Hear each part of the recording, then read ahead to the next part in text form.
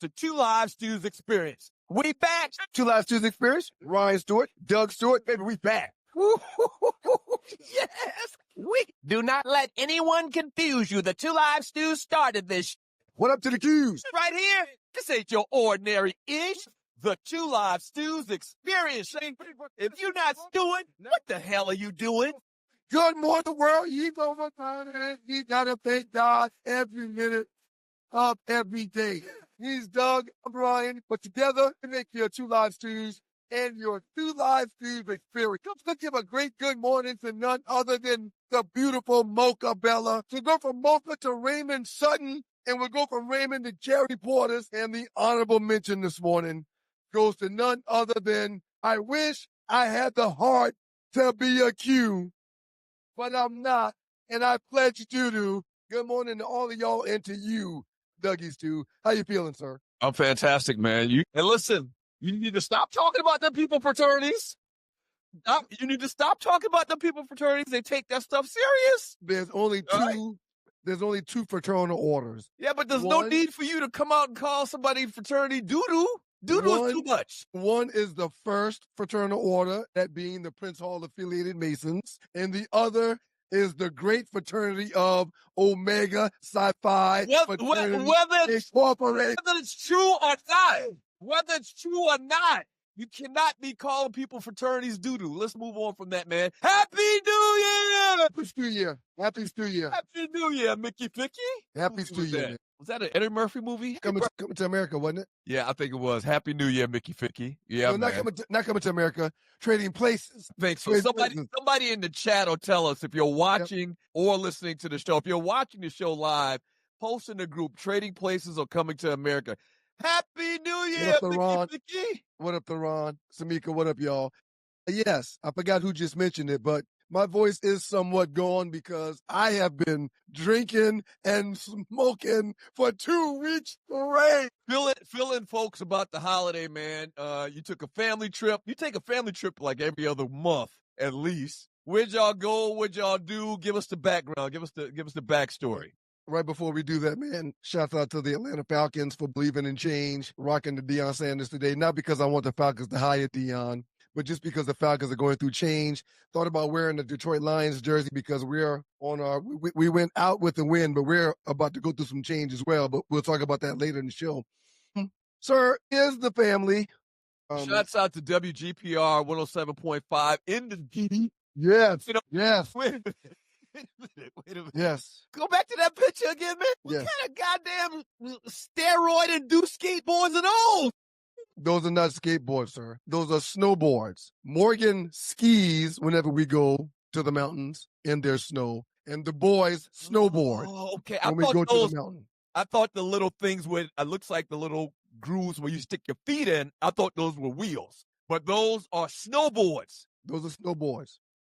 My nephews know how to snowboard? Your nephews know how to snowboard, and they both snowboard really, really good. Especially Miles. Miles is also a skateboarder, so it's natural for him to kind of do what he does up there. And there goes Woogie looking for her skis as they came off her feet. Yeah, man, we went to Beach Mountain, North Carolina. So let me throw this one thing in there, and I said to myself, I'm going to try to do more of this year. Okay. If you're listening to the show, this is more reason why you need to go back and watch the show, because we show pictures and memes, and we have a lot of fun with the visuals. Right. So we want you to listen to the show, especially if you're in one of the affiliate networks and cities like Detroit, WGPR. But go back when you get a chance and watch the videos of the shows, the replays of the shows and all of that. Yes. At 2livestewsyoutube.com. All right, go ahead. Yes. Beach Mountain, North Carolina. Very nice slopes.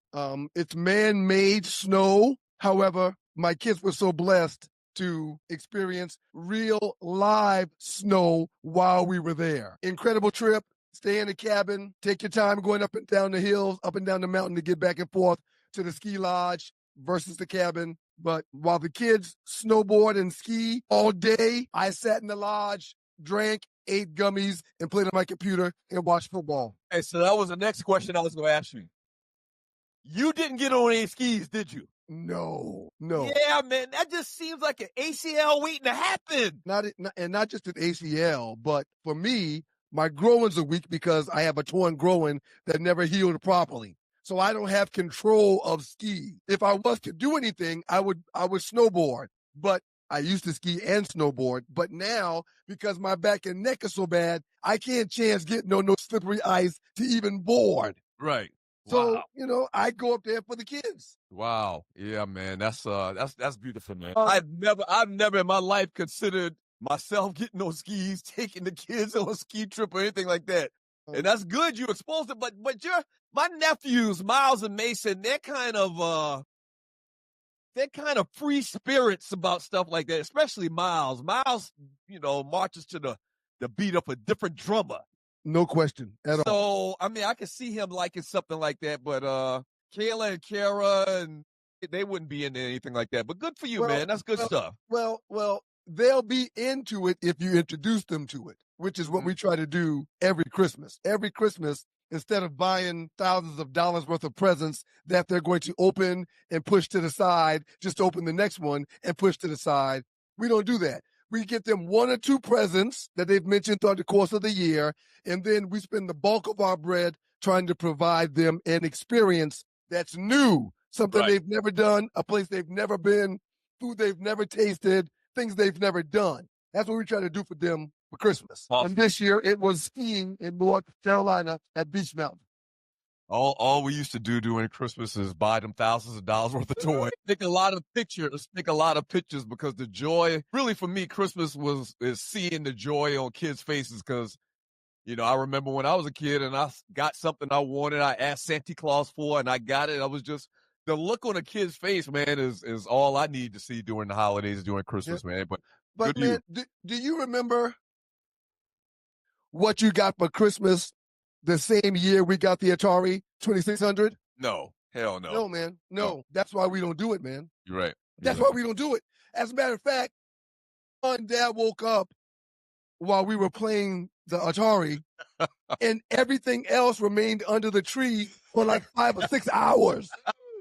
We don't do that. We didn't give a shit about nothing else under that tree. No. We didn't give a shit about nothing else under that tree. But when we opened that Atari 2600, game over. That was it. Literally and figuratively, game was over for everything else. Every other box under there, we didn't give a shit about none of that. The last.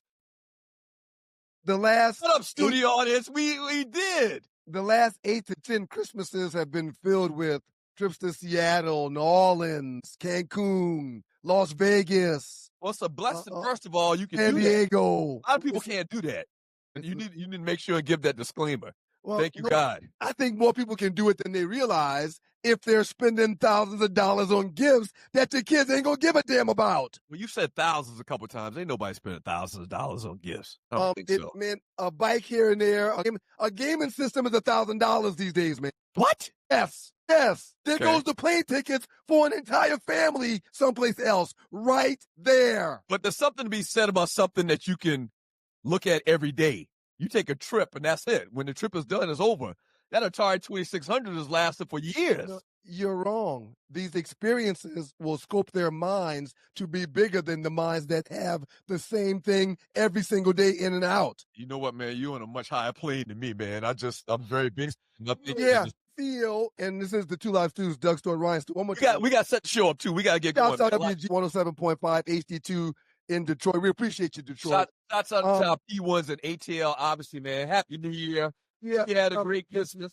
We are of the belief, sir, that these experiences are broadening their minds and open them up to new cultures and seeing different things. So they will view the world differently and won't be as afraid of the world like their uncle is, who don't want to fly or go out of the country. No, that's not true. That's inaccurate. Their uncle just asked a simple question. What makes Spain better than Myrtle Beach?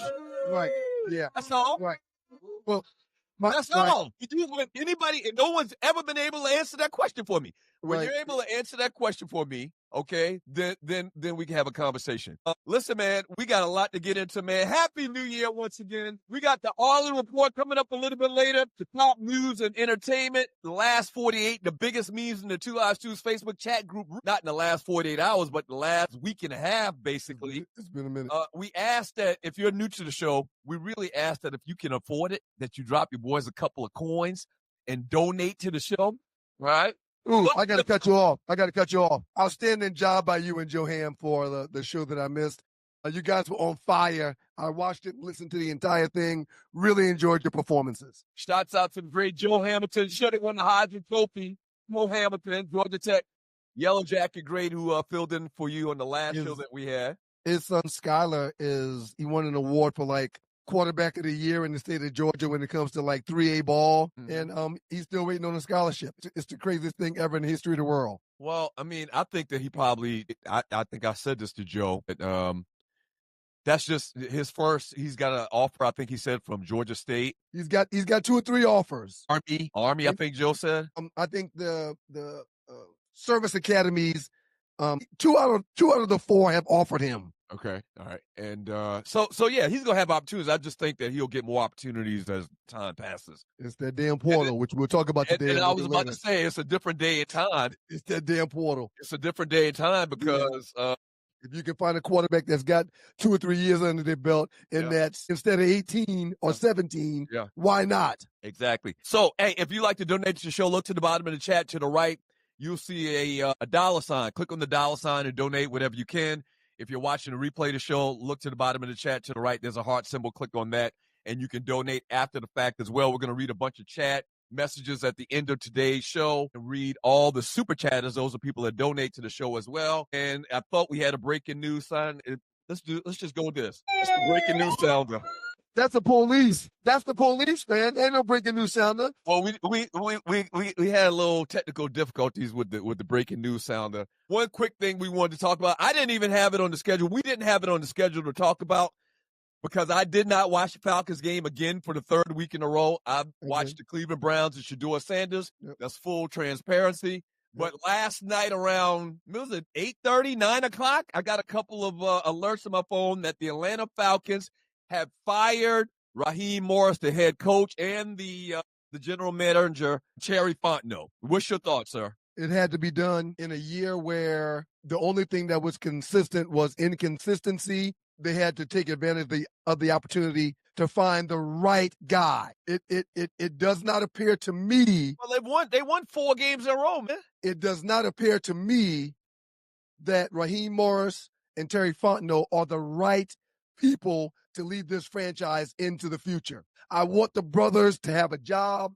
I wish the brothers well, but at the same time, I'd like to see some consistency in sports. There's a team that's going to the postseason in the Carolina Panthers that beat the Falcons at home 30-0. This leadership needs to go. New leadership needs to come in. Can you hear me? You sound bad. You need to kiss your settings. Kiss your settings. Yeah. We needed a change, man. Am I back? Yes, you are. We needed a change. I want the brothers to have a job, but I've seen too much inconsistencies in this regime. So we're about to go to a break. When we get back from the break, we'll talk a little bit more about it, man. But Falcons went 8-9, 8th consecutive losing season. Did you realize they've had 8 consecutive losing seasons? A lot of that combines Matt Ryan, though. 8-9 and 8th consecutive losing season. Did you realize that? That's funny because your thoughts are the inconsistencies started back with Matt Ryan, and now he's being brought in to run the franchise. What do you mean he's being brought in to run the franchise? Matt Ryan's about to be your new GM in Atlanta. Oh, no. You said that as a matter of factly. I thought the deal was already done after they fired these guys. That's not confirmed. Don't put that out there. It's been being talked about for the last 3 days. Sir. I don't know what rock you were under. But you said it like they already hired him. Oh, okay. Have they already hired him? What I said was, the regime's about to be ran by Matt Ryan. That's what I said. Okay, that's not what you said. But when we get back from the break, we'll get a little bit more into it. And also, we'll talk a little bit about the Cleveland Browns, the aforementioned Cleveland Browns. I just mentioned how I watched the game. We got to have an annual end-of-year recap on Shadour, his seasons. Also, some big news in the world of sacks. We'll talk more about that when we get back from the break, man. And also, y'all hear PE in the back. We'll talk a little bit more about the great Public Enemy in today's show as well. Happy New Year, y'all. Shout out to the good folks. Happy New Year! WGPR Hot 107.5 HD2 FM in Detroit. The Sports Rap Network is in the building. Yeah. Don't go anywhere. I played in the NFL. I've taken enough shots to last a lifetime. And let me tell you this. Taking a shot just to lose weight, that's not a smart play. That's why I roll with Brain IQ, the all-natural weight chews, cut cravings, boost metabolism, and sharpen focus. No needles, no chemicals, no crash. Just results you can chew on. And Brain IQ is not just about weight chews. They've got a full lineup of all-natural products to keep your mind sharp, your body fueled, and your health on point. Skip the needles, choose natural. Order now. BrainIQHealth.com/REF/1 live stew. Brain IQ Chews. Smart, natural, built for results. Then I know what I see well. I know physically everything. I think mentally it was how to deal with when things are going your way, how to deal with feelings. That's what I feel like this year is about. I think it was one of those years that how you gonna deal with the feelings. You could be not playing and feel some type of way, and you could be playing and feel the same way as if you didn't, as how you were when you weren't playing. So it's kind of like you got to create your own reality and everything, and you got to have the nucleus of people around to be able, and it's not just your family, like it got to be outside. So I think that's what this rookie class and that's what everything is, and being able to lean on each other when everything's down, being able for them to come to me and say, "No, ain't you, bro? Like you tripping right now. Like you got to get back to doing you." Like that's what I need. I need positivity. I need those type of stuff speaking into you, speaking life into you. Then you go out there and you get back to playing normal. You get back to seeing the game like you see. Welcome back to the show.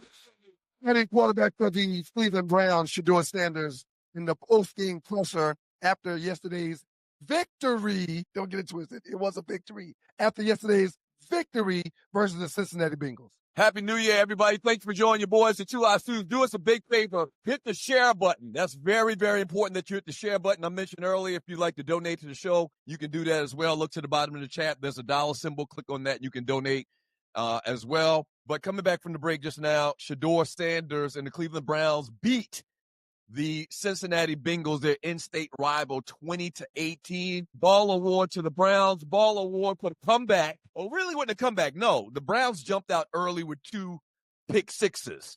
Right. And, I was about to say, they Well, almost won despite of Shadour Sanders, who didn't play bad, but he didn't play good either. Well, let me tie one bow to the Falcons thing. While I'm thinking about it, man, you're watching a 2 Live Students experience, and I don't want to be all over the place. If you go back to the Falcons, you're about to be all over the place. I think in 2 years, like here's my thought with Raheem Morris getting fired, Terry Fontenot being out. I think 2 years, most people can agree, is not enough time, especially with all the things that happen concerning the quarterback. Kirk Cousins, we bring him in, we pay him $1 gazillion. He gets injured. He doesn't tell anybody he's injured. They lose like 4 or 5 games in a row. He throws 30 gazillion interceptions. You bring in Penix this year. He gets hurt midway through the season. They were looking good. They were looking like they were on the upswing. So I don't know if you get rid of a guy who's shown some promise that's in his second stint as a head coach in the NFL, talking about Raheem Morris. But at the end of the day, they didn't look good a lot of times. In the Carolina game, which you mentioned earlier, might have sealed the deal. He was dead man walking after you get blown out 30-something to nothing in that situation on national TV. So I get it that they let him go, but I don't know if that was the long-term answer to the Falcons' issues they have going on right now at Flowery Branch. Since you brought that back up before we get back into the Cleveland talk, which is what we teased and started with, he didn't coach. You see him on the sideline during games in situations where coaches would be doing something. He wasn't doing something. He was standing around looking like he did not have the answers. Clock management, in-game situations, it was bad. The people that were running the offensive coordinator and defensive coordinator, didn't look like they were in sync to do what was best at the time for the team. And that's all a reflection of the head coach. Two things. You do know that I would guess half of the coaches in the NFL don't call plays, right? You played in the NFL. For new people to the show, Ryan played in the NFL for 5 years. They'll chime in every once in a while. Mike Tomlin doesn't do anything. Mike Tomlin rarely has his microphone even over his mouth. Mike Tomlin's microphone is flipped up, and he's talking to guys.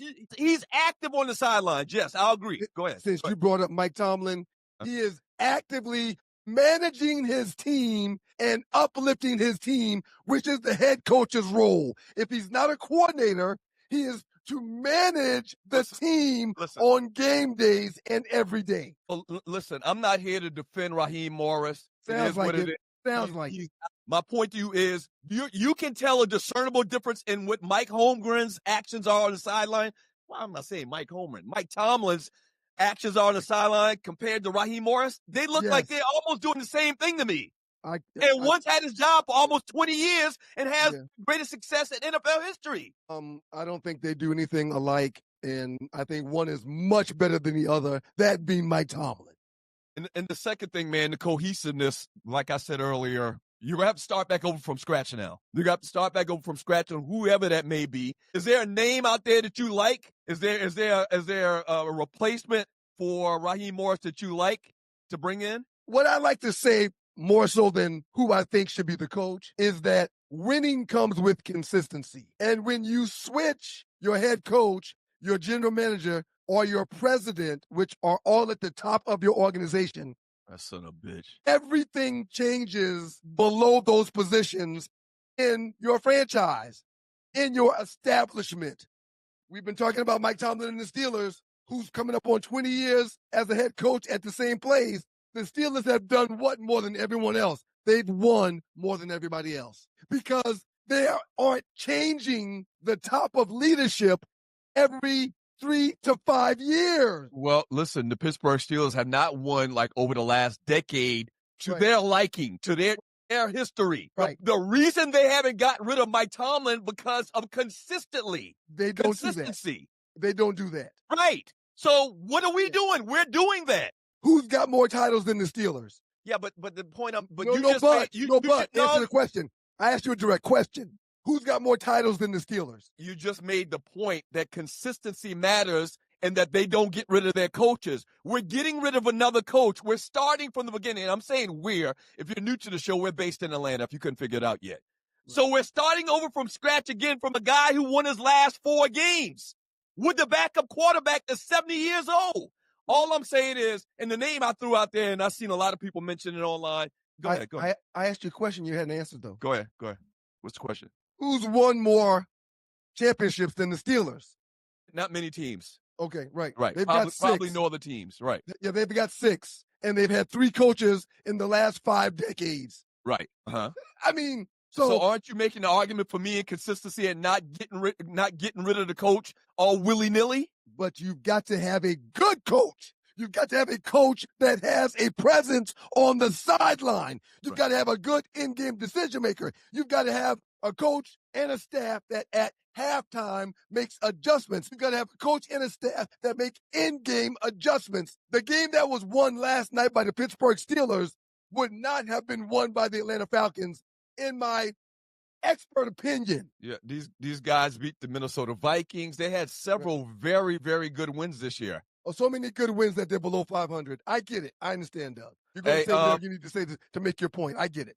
Well, I mean, they beat a bunch of very good teams. They lost to a bunch of bad teams, which is partly why he's getting fired. He got fired. I get it. And listen, I don't want to sound like I'm defending them because you're exactly right at the end of the day. What I'm saying is the team is starting over from scratch. Yep. The team hadn't had a winning season in the last 8 years, which I would have never guessed that in a million years. Half of them years were with Matt Ryan. Starting over from scratch, they're going to bring the GM. They're going to bring in some type of leadership capacity. But starting over is going to be part of the problem why there's going to be inconsistencies for the next 3 to 5 years. Starting over. The name, and I've seen the name thrown out there a bunch, is Brian Flores, who was the coach of the Miami Dolphins, who got fired. Now, do I think he's going to get it? I don't think he'll ever get another head coaching job because of the lawsuit against the Dolphins and the league and whoever it was, in which he won. But I thought he would never get another job in the league, period. Not just head coach, but coordinator, anything, and he's gotten one. On 3,300, beating my Vikings ain't a great accomplishment. The Buffalo win was. Yes. At the time he beat the Vikings, it was a very good accomplishment. Right. Yeah. The Vikings have kind of fallen off a little bit, but at the time that we beat the Vikings, nobody thought we were going to beat the Vikings, and we did. Was that before or after the 30 to shit loss to the Carolina Panthers at home? It was after. Carolina was very early. The third, okay. Yeah. Right. That's where Raheem Morris's problems really started. When you got beat across the head by the Panthers and you didn't score a point. The Cleveland Browns defeated the Cincinnati Bengals 20-18 in their final NFC regular season game. The Browns defense scored two first half touchdowns, a 97-yard interception return by Devin Bush and a 47-yard fumble return by Sam Webb. The Browns struggled to move the ball effectively, managing only 200 yards and 2 field goals. If you watch the game, this was a game, and you're watching the Two Live Stews experience. If you watch the game, this was a game of two halves. The first half, Shadour looked absolutely horrible. In the second half, he looked very solid. That's basically how I characterize it. First half, he did not look good at all. He couldn't hit the backside of a barn, an old school axiom. In the second half, he made throws. He made some throws in the first half. What I took from it is this, and I said this before, he has 2 seconds to get rid of the ball. Their entire offensive line is injured, not playing, on IR or whatever the case may be, and it's very, very evident. They're absent of a running game, and their receiving core is nowhere near top tier in the National Football League. Matter of fact, it's third tier or it's fourth tier as far as the wide receivers. I agree. What the Browns need to do, in my opinion, and they may not do it, they showed, what's the guy's name, the owner? Is it Jimmy Haslam? Yes. Okay.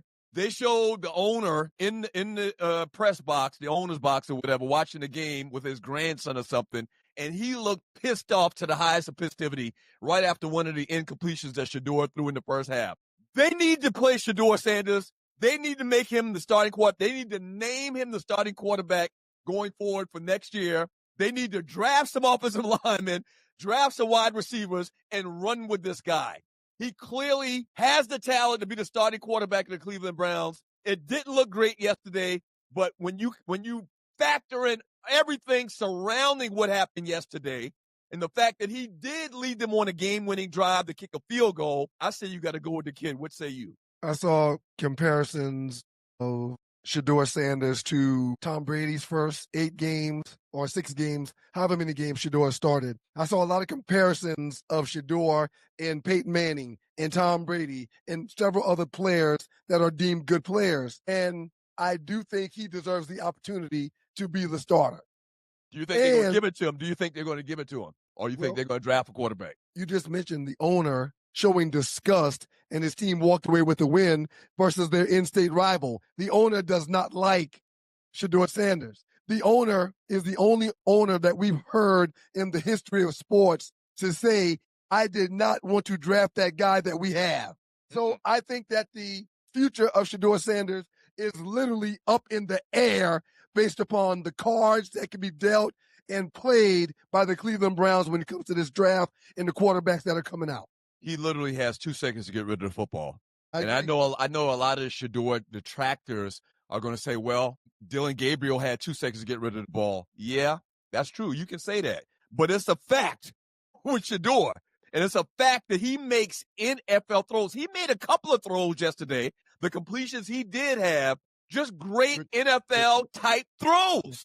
They were only 11. Yeah. So the few throws you're talking about, that was all of them. They were only 11 in an entire game. Shouts out to Miles Garrett, who breaks the NFL single-season sack record, and Tree is not here right now. She stepped out for a second. We had a meme for it, but shouts out to Miles Garrett, who there it goes. So he breaks the single-season sack record with 23. Shouts out and ball award to him. Now, a lot of people are going to say, that it took him 17 games to do it. Like the last 3 games, he didn't have a sack. It seems like that there was some type of backroom deal to make sure that he doesn't get the sack record. Every team for the last 3 games, their focus was to make sure that he did not break that sack record versus them. Now, here's the other part of that. He did it in 17 games, not 16 games. Michael Strahan, I believe, did it in 16 games. I guess you kind of have to look at each record for itself. He has the most sacks in the season. He did have another game, but is that important to you or not? That's really what it comes down to. Michael Strahan, he did it in 567 snaps. TJ Watt took 616 snaps. So you're breaking it down to snaps. Yes. And Miles Garrett did it in 437 snaps. So Miles Garrett. That makes sense. Michael Strahan never dropped back in coverage. Michael Strahan and TJ Watt never played inside. So Miles Garrett and what he's done and how he's done it, even though he did it in 17 games, does not matter. He did it in an infinitely lower amount of snaps played in the National Football League. Ball award to him. Ball award to him on this Monday, man. And the thing about Miles Garrett, his game is timeless. Like, sometimes you could say, well, so-and-so didn't get this record because of the way the game was played back then, or it's much different today. Miles Garrett could play in any era. Like, he reminds me a lot of Bruce Smith, but a little bit more athletic than Bruce Smith was. And there's times where he drops out into coverage. Did you see the touchdown pass on the interception? He was running with the dude down the field. Dude is a defensive back. Right. And he was running with him down the sideline like it was nothing, keeping up with him. Step for step. Ball award to him. 100 pounds heavier, step for step. He was with dude. Absolutely, absolutely. When we get back from the break, man, college football playoffs almost about to wrap up. We'll talk about the games from this past weekend. We'll talk about Georgia a little bit later, more in depth, but college football wrap up when we get back to the break. Don't go away. Two Live Stews Experience. Are you tired of workouts that leave you feeling drained? Do you want to push your limits without compromising your health? Introducing NPE, the ultimate pre-workout powerhouse. NPE is packed with natural plant-based ingredients that fuel your body and mind. We're talking about sustained energy, enhanced focus, and accelerated recovery. All this while giving your immune system a powerful boost. But NPE doesn't stop there. It also stimulates circulation, enhancing blood flow throughout your body. And it doesn't just improve your workout performance, also boosts fertility and sexual drive in both men and women. Whether you're a seasoned athlete or just starting your fitness journey, NPE is here to help you reach new heights. Don't settle for sluggish workouts. Unleash your inner athlete with NPE. That's natural performance energy. This is not your ordinary pre-workout supplement. Our clients will tell you NPE also stands for natural power, peak performance, every workout. All right, man. So are you one of these people that thinks that Michael Irvin is on drugs? That was Michael Irvin coming back from the break just now, a.k.a. the playmaker, Dallas Cowboy great. And that's the thing. That's the thing going on. Go ahead, Shree. Can't hear it. I think she did that on purpose. Oh, Real she quick, did it man, on purpose. I'm going to answer your question. But before I answer your question, I want to say this and ask you a question. Go ahead. In August, Michael Irvin will turn 60 years old. How many 60-year-olds do you see in public doing the things that you see Michael Irvin doing, unless they're on some type of substance? Well, somebody said it in the chat room when you're watching the Two Live Stews Experience. Somebody said in the chat room, our grandmother would instantly say he must be on drugs. Now, that being said, I saw him do an interview or he was on somebody's show and they asked him about these antics with this belt. I don't think it's a good look because it looks like he's like whipping somebody. We know that we got a torrid history of whippings. Which is exactly what he was doing. He was whooping the Ohio State Buckeyes after they got whooped by Miami on the field. That's the whole purpose of it. I don't like how that looks. I don't like how that looks for a black man to be whipping somebody looking like some type of slave master. That's what I got a problem with. Well, now, I saw an interview where he said the reason why he's doing this is because at some point he did this and the team won. And that athletes are very, very superstitious. And so he said, in a calm voice, I'm thinking I need to keep doing it. Like the fans look for it. The Miami fans look forward to him doing this after they get a win. That's his explanation. I don't think Michael Irvin is still on that cocaine. I do not believe that. I think that man's life has been turned around. He had some issues back in the late 80s, early 90s. I don't think that man is on drugs. I just think that man is hype. Mr. Unloved for belt pass. I don't like how belt to ass looks either. Two things. One, Michael Irvin still has a six-pack that is clearly visible when he was taking his belt off. Right. Okay? Right. All right. Second thing, you don't see people that are not on substances acting like this in public, man. You're right. You're absolutely right. If you've watched the games just during the break that we just had, he was crawling on the sideline. He's always doing a bit too much, man. It's a superstition, man. He doesn't want to not crawl on the sideline. I'm fine. And speaking of which, the Miami Hurricanes, man, they shocked the world. The biggest win probably this weekend in college football, beating Ohio State 24-14. The U! It's all about the U! Miami's defense dominated, man, sacking Ohio State's quarterback, saying 5 times they force key turnovers, including a pick 6, and they shut down the Buckeyes offense, man. I'm so happy because if you know me, I've been a Miami Hurricane fan since back in the day, since the old school Miami Hurricanes, and they've been down for many, many years, but it seems like they've turned things around. Ohio State actually got a national championships that they should not have won. Maybe it was Maurice Claret. Maybe it was Maurice Claret days. I'm almost positive it was. I could be wrong. And so Miami is back. So all things in the world are now back to normal. Miami beats Ohio State. Congratulations to the Hurricanes. I want to talk about a few things real quick. What we saw the past few weeks in college football as the teams went from 12 to 4 teams remaining is why I love sports. I know several Ohio State fans. My wife has a graduate degree from Ohio State. I know several Ohio State fans, and let them tell it, they're the best football team since sliced bread, even though they hadn't played nobody and they tend not to play anybody. I believe that on any given day, anybody can be beat by anybody. Absolutely. Ohio State has lost back-to-back games for the first time in forever to 2 teams that were not expected to beat them, but 2 teams that played much better than they did. They lost the conference championship to Indiana, where it wasn't even close, and they lost a game last week to Ohio State, to Miami, which wasn't even close. When you look at who Ohio State has played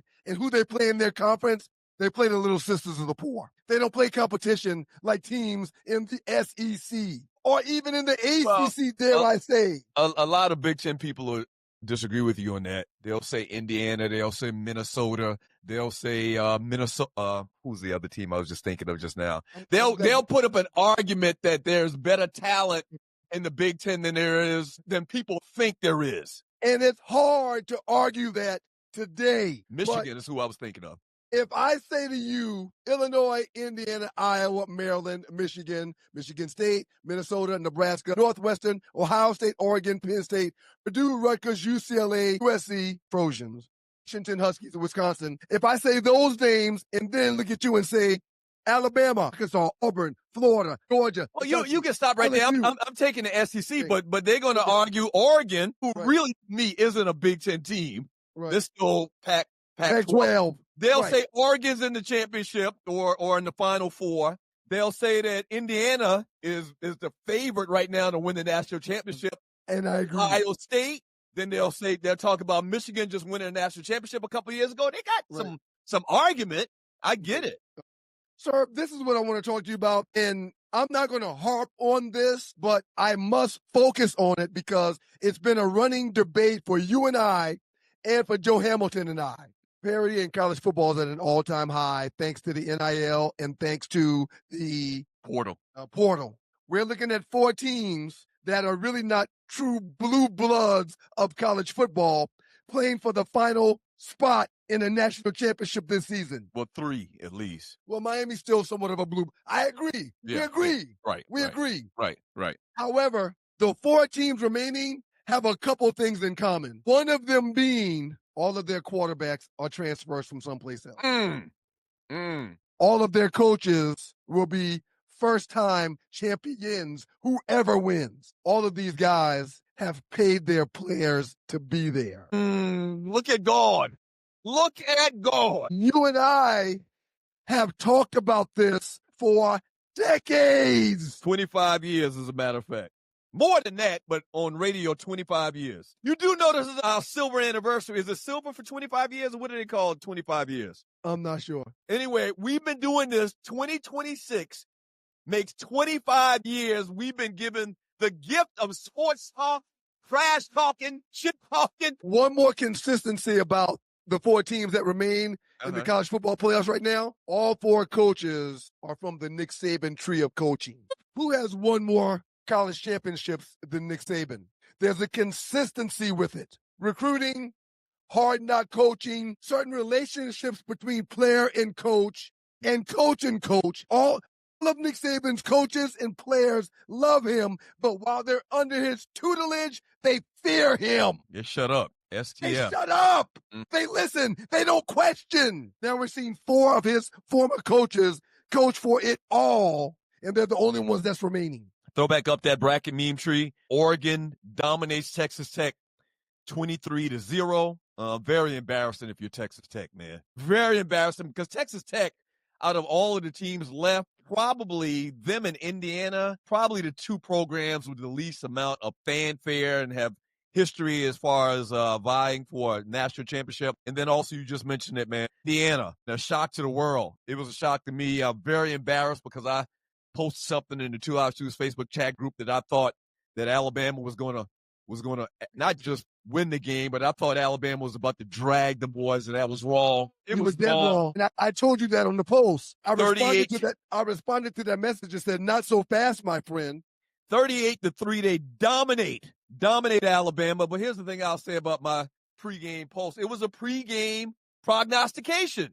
Nobody said you're crazy, Doug, before the game started, and it looked like Indiana was taking or starting to show their dominance. Nobody said, Doug, you're crazy. Everybody said it after Indiana dominated University of Alabama. I told y'all prior to these final 12 teams that Parity is an all-time high, and I wouldn't be surprised if it's a first-time organization holding up the trophy at the end of the year. That's not what I'm talking. That's not what I'm talking about, though. I'm talking about at the time when I made the post about how I thought Alabama was going to drag these guys. Nobody jumped in before the game started and says, Doug, you're wrong. Everybody said that after the game started and Indiana started dominating. That's when they said, oh, Doug, you're crazy. You're crazy. That's a lie. My message to you came before the game after reading your post. No. The message I made on Facebook to your post said, "Not so fast, my friend. You're overlooking the dominance of this team." Okay. All right, man. Yeah, I didn't. The game didn't start yet. The minute I saw your post, I shared my thoughts because it's what Joe and I have been talking about on In the Huddle with Joe Ham. Hey, man. You said that Indiana was going to dominate Alabama? I said that before the game started? They would win that game and they wouldn't be close. Okay. They're a better team. Okay. I'm going to go back and look. We got timestamps on it. Go ahead. One more thing. All 4 quarterbacks that are remaining right now, they're all first-year players at their institution. Yeah, you mentioned it earlier. Well, I said they were all transfers. Okay, right. Same thing. But it's different because this is their first season. They didn't transfer in 2 years ago. They didn't transfer in 3 years ago. They transferred in prior to this season, and now their teams are playing for it all. The game absolutely has changed. We talked about, you mentioned it earlier, we talked about this 25 years ago. We were scoffed at. We were laughed at. People that we worked with hated that we said these things live on radio. But you're absolutely right. And it's strange. It's real funny. If you go read the comments in some of these posts about college football and the college football playoffs and the portal and the NIL, it just seems like one group of people are mad. Yep. One group of people are mad. What's the new word that Tree said we're going to use this year? What's the new word, Tree? I can't hear you. You were muted, Tree. You're muted, Tree. What's the new word? We're not using Keebler anymore. We're not using Nordic. Where does that come from? Where does that come Nordic. Sweden's white people, very, very. You don't go anywhere. The Nordics are very mad because, and I posted this. The Nordics are very mad because billionaires don't have or is not able to have free labor anymore. Right. To a large degree. Not every one of these kids are getting paid. Not every one of these kids' talents, I guess, mean they're going to get paid. All in all, people are mad that billion companies are mad because they don't have free labor anymore. Oh, they don't get to pimp these kids and get rich off of them anymore. And they're mad. As dominant as OSU was for the last 2 seasons, their last 2 losses are back-to-back at that. Came at the hands of Miami and Indiana, a Miami team that this past season almost didn't make the college football playoff. Miami team that lost to Louisville and SMU this past season. You can't make this stuff up, man. Right. So you're one of the final 4 teams, and not only did you almost not make it into the CFP, But when you lost during the regular season, it was the two teams that not near person could see as a champion. Right. It's absolutely amazing, and I absolutely love it. On any given Saturday, anybody can be beat, and that's why the 12-team playoff needs to go to a 16-team playoff. Treat, it was 2 memes right before this one, and thank you. This is the meme I actually posted Saturday after the whole weekend of college football, the college football playoffs ended. This is the one I hate right here. Julius 29C. He says the colonizers, aka the Nordics, they also hate the transfer portal that players can leave now as well. Right. If you read the comments in these posts on social media, they're very upset that they can leave and go in there when they want, and they're very upset that they're actually getting paid. Lane Kiffin was the head coach of the Ole Miss Rebels, and now he's the head coach of LSU. He was not at the game this past weekend. And that's been going on forever. When his team was playing to make it into the final 4 teams of the CFP, he was at LSU's women's basketball game. But they're mad at these for going and getting their bag. Second point. Service, right. The new head coach of Michigan, Kyle Whittingham. He coached Iowa for how long? I'm not sure. Go ahead. Okay. Whittingham was not Iowa, Utah. He coached Utah for the last 2 decades. Right. Whittingham was not at Utah's bowl game this past weekend because he was in the box at Michigan's game. Right. Teams these guys coached this season, they weren't even at the games of their teams that they coached. Because they had to go get that money. But if you I want people to going forward. And they better shut the hell up. Most people listening to the show right now are in tune with what we're saying and what we're talking about right now. But if you don't believe me, going forward, get into some of these posts about the portal and about NIL and about this team losing, that team losing. You'll see comments all the time. The portal has ruined college football. No. NIL has ruined college football. It's even the scales. What's the difference between now in college football and 10 years ago in college football? The only difference is these kids can leave and transfer just like coaches do and have been able to do. And these kids are getting paid just like coaches and organizations and programs have done over the last 100 years. So what are you saying? You are mad. You are mad because these kids can come and go when they want. And you're mad because they're actually getting paid. Yep. That is sick. You are sick if you're mad. You're upset. Something is wrong with you. Something is wrong with you if you're mad at these kids. Yeah. You're okay with one segment of society doing what they want to do to get paid. For the last 100 years. You're disgruntled about the other segment of society doing the exact same thing. Oh, this ruining college football. What? Nigga, please. But Tree, you may not have the time to do it, and if you don't, it's okay. But the post that you posted that Doug made, if you could find my response to that post, it would be appreciated. But it's no big deal. This post right here. That's not the post you're talking about. It's the post. Okay. I got what you're saying. All right. Yeah, okay, this is the post I'm talking about. Because you were talking about how Indiana was about to get mollywopped. No, that's a different post. That's what I'm trying to tell you. Okay. Yeah. On the post where you said Indiana was going to get mollywopped, I said, not so fast, my friend. Yeah. Yeah, I thought Alabama, Indiana, and I thought the moment might have been too big for Indiana. This is big boy football. Right. They on a blue blood program in football. I thought that, and I was. Indiana's lost 2 games in the last 2 years, and as a matter of fact, they've won every game they played in this year. It looked good. All right, when we get back from the break, man, the Ollie Report, Hollywood, coming up. Don't go away. They're ruining college football. Not so fast, my friend. 24-2 overall the last 2 seasons, 17-1 in conference play. Fresh off of cutting OSU's ass. Slow down, man. You posted that when Indiana was in control of the game. You didn't post that before the game started. I posted that shortly after you made the post, sir. Okay, all right. Yeah. Told you so. You and Joe. Told you so. It's your favorite cruise director, Arlie Michelle, and you want to be on the inaugural Cruise with the Stews, February 6th through 9th. What's up, Stew Nation? We want to see you out on the big water for the big game. and we cannot wait. Have you signed up to go with us on the cruise yet? If you haven't, there is still time. We want to see everybody's face in the place. We're going to be celebrating from Miami to Nassau, Bahamas, and back. You want to be in the place. Can't wait to see ya. Yay! We're so excited. We're going to cruise together. Cruising with you, cruising with you, cruising with you. Those crews were now joined by the lovely Miss Arlie Wood. Happy New Year, all. Happy New Year. Happy 2026, everybody. Happy Wait a minute. New Year, Arlie Wood. So there's like some black fluff, cottony stuff in the front. It's feathers around my Happy Oh. New Year hat. Happy New Year, Ollie. Happy New Year. Is that a hat or is that one of those things you stick on your head? It's a little hat. I pinned Wow. it down though so it wouldn't slide. I love it. I love it. Ollie, were you at Impact for New Year's? I saw you posted something. I sang at church. Thank you for doing the Lord's work, Arlie. We appreciate you. I sang. It was such a good time. I had to sing soprano and I wasn't over there.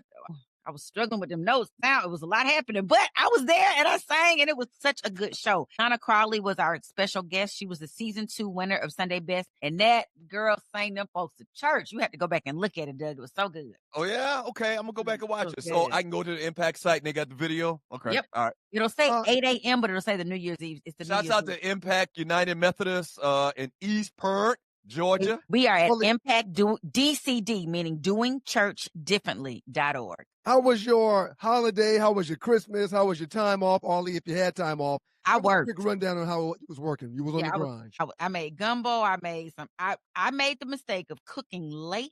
I had started early. I was cutting, dicing, slicing, and they're like, I'm gonna cook now. It's not gonna take long. But all of my things, dressing, regular dressing, red velvet cake. I made for the first time a sweet potato pecan pie. Oh my God, it was Wait, so but say good. that again? Sweet potato pecan pie. pecan pie. So it Damn, had that- a sweet that- potato That, bottom. that almost sounds illegal. It's so good. You meshed 5 different worlds together in one pie? It was a Good good Lord. it was a good mesh too. Oh my God, you should try Sounds it. good. Yeah. It was so good. So yeah, that's what I did the first part of the holiday. And the second part, I hung out with friends and I've had some eating, drinking, and being merry. You even got loose nigga watching Impact Church, and he like living in California someplace. Loose niggas in Texas. Same thing. Thank you. Yeah, same thing. He was watching Impact. Arlie, I love it. Hey, Ollie, before we get into the entertainment news, give us an update on the cruise with the Yes. Stews, the Super Bowl cruise. We are taking to the Bahamas. The 2 live stews, these gentlemen that you listen to and see on Mondays and Thursdays and throughout this, great experience of your life with them, they have decided but they're not going to take us. But we're all going on a cruise from Miami, Florida to the Bahamas, February 6th to the 9th. It is our Super Bowl cruise or the big game. So the Super Bowl doesn't come and get us and spank our hand. We're going on the big game cruise. February 6th, which is a Friday, through Monday, the 9th of February. We have some wonderful, we're on the Wonder of the Seas, which is a Royal Caribbean cruise, one of the ships from the Royal Caribbean Cruise Line.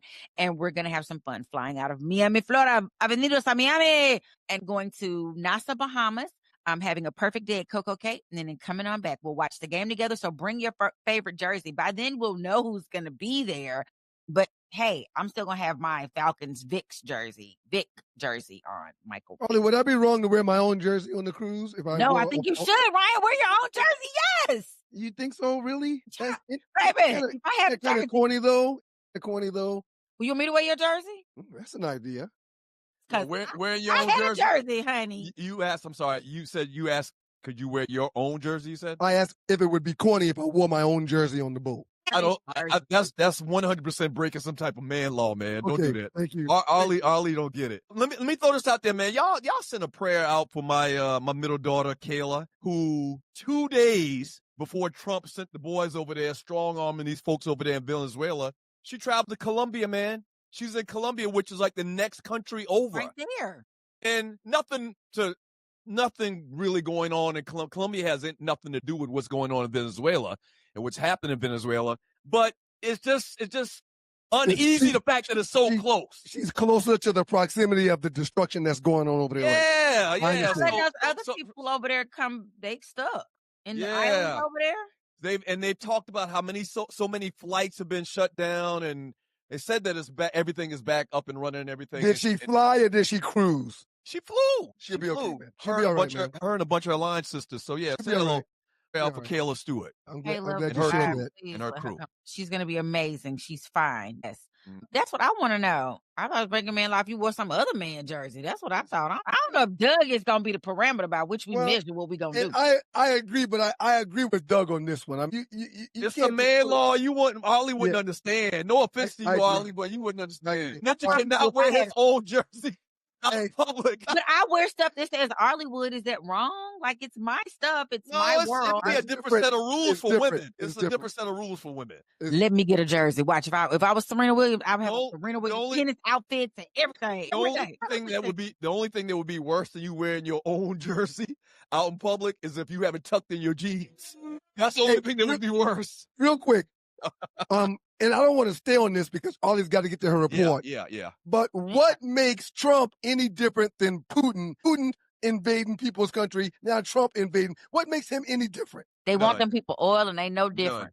I None. wish somebody, Okay. Trump is a fake tough guy. oh my He's a God. fake I tough guy. wish He they- probably couldn't bust a grape. He probably ain't never been in a fight in his life, but yet No. he's strong arming these people, strong Ollie- arming countries. It's your time, Ollie. Let's go. What you got in this report? It's your Let's time. get it on. Let's get it. Y'all, first of all, I didn't give my baller. Isn't it ballers and busters? I want to It give is. a baller to the Falcons for beating the Saints. I know it don't matter in the grand scheme because y'all still had an under 500 season. Y'all don't know what it's Matters. like going to school in Louisiana and having to fight every 2 times a year Yeah. about some doggone Saints and Falcons. And my son got the audacity to be a Saints fan. And Yep. he gives me, and I give him the Buster Well, Award because Ollie- he don't give me no love. And I'm Ollie, mad, no- all excited. Not only does he live in that area, his daddy made money off them people too. His daddy played for that team. I know, and I cheered for years now. I ain't gonna lie. Don't nobody come for me. I ain't have no choice. I was sitting over there with the people. I would be quietly cheering like this. But you're in a rock and a hard place. You grew up in Atlanta. You were born in I was born in Mississippi. Mississippi. Born in Mississippi, raised in Atlanta. went to high Memphis, school in Atlanta. yeah. There's a big thing between the Falcons and the Saints. Your husband played for the Saints, Ernest Dixon. Ex-husband. Ex-husband played. So it's a lot going on. We understand if you root for either one. No. I'm rooting for root the against Falcons. either I have one. to quietly root for the Falcons in the Saints Stadium, though, because they will fight you. They're not as Okay. bad as Philadelphia. They're not as bad, but they trying to get there. You got 10 minutes, Ollie. Let's get to you. Okay, y'all, listen. So, what's up with y'all? It's your girl, Arla Michelle. Happy 2026 to everybody out there. We're supposed to take some time to come up with our own happy birthday song, but since I did, guess who's gonna sing it? Happy birthday to ya. Happy birthday. Happy birthday. Today is January 5th, and we want to wish a happy birthday to every one of you out there listening who might have had an anniversary, a celebration of anniversary, a birthday, or any kind of celebration, January 1st through today, January 5th. But in the and you're our real celebrity, Stu Nation. But the other celebrities that we kind of know, we have former model and ex-wife of Eddie Murphy, Nicole Murphy, is 58 today. She bad to the bone, Personality. too. She bad to the bone. She is fine. Yes, Eddie. And he 5 got kids. I think she had 5 he kids, just man. loved he went here. Her stomach flat is Personality Miss Juicy Baby is 53. Former NBA player and current Arkansas assistant coach Tyler Eulis is 30. Actor Jason Mitchell, who played Eazy-E, remember he did an excellent job straight out of Yeah. Compton. Eazy-E's 39. he's been kind of blackballed in Hollywood, right? For something. What did he do? He was on The Chi, the TV show The Chi, and second season, and one of the actors and one of the showrunners said that he did some inappropriate Sexual assault. Yeah, right.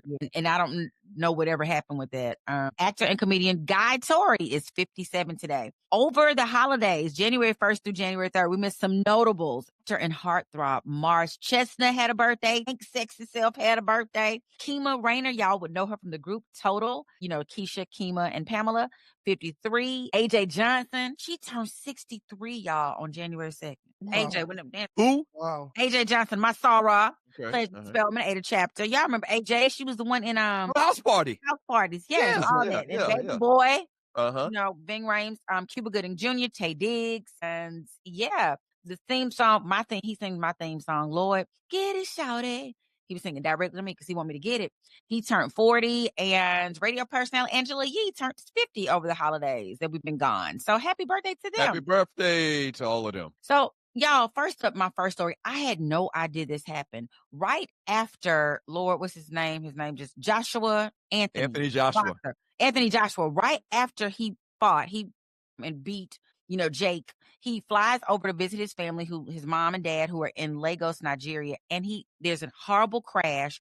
And the two people in the car it was 4 people in the car. Their driver, him, and then these 2 other gentlemen, Sima Gami and Latif Ayodele. They have an accident, and both of them die. He is, of course, rushed to the hospital. They check him out. He has not spoken since then. He finally puts that post that we just saw, and he posts with their parents, allegedly. He didn't say who the people were, but it looks like it was the parents of those 2 gentlemen who were his friend and a part of his team. He sustained some injuries, nothing that would keep him, there were minor injuries, and he was later discharged, but his 2 people in the car passed away. And so they're going to be like, they're investigating this to see if the driver did something wrong or what happened. But y'all, just go. I say this story to say how fleeting life is. You could be on the highest of highs one day and the lowest of lows. So live your life to the fullest. Let me ask y'all this, man. I can't remember where I was at one of these countries, and y'all always talk about I don't travel, but it might have been Cabo, or it might have been Cabo, it might have been Puerto Vallarta, I think. Or someplace right outside of Myrtle Beach. But go ahead and tell the story. Right.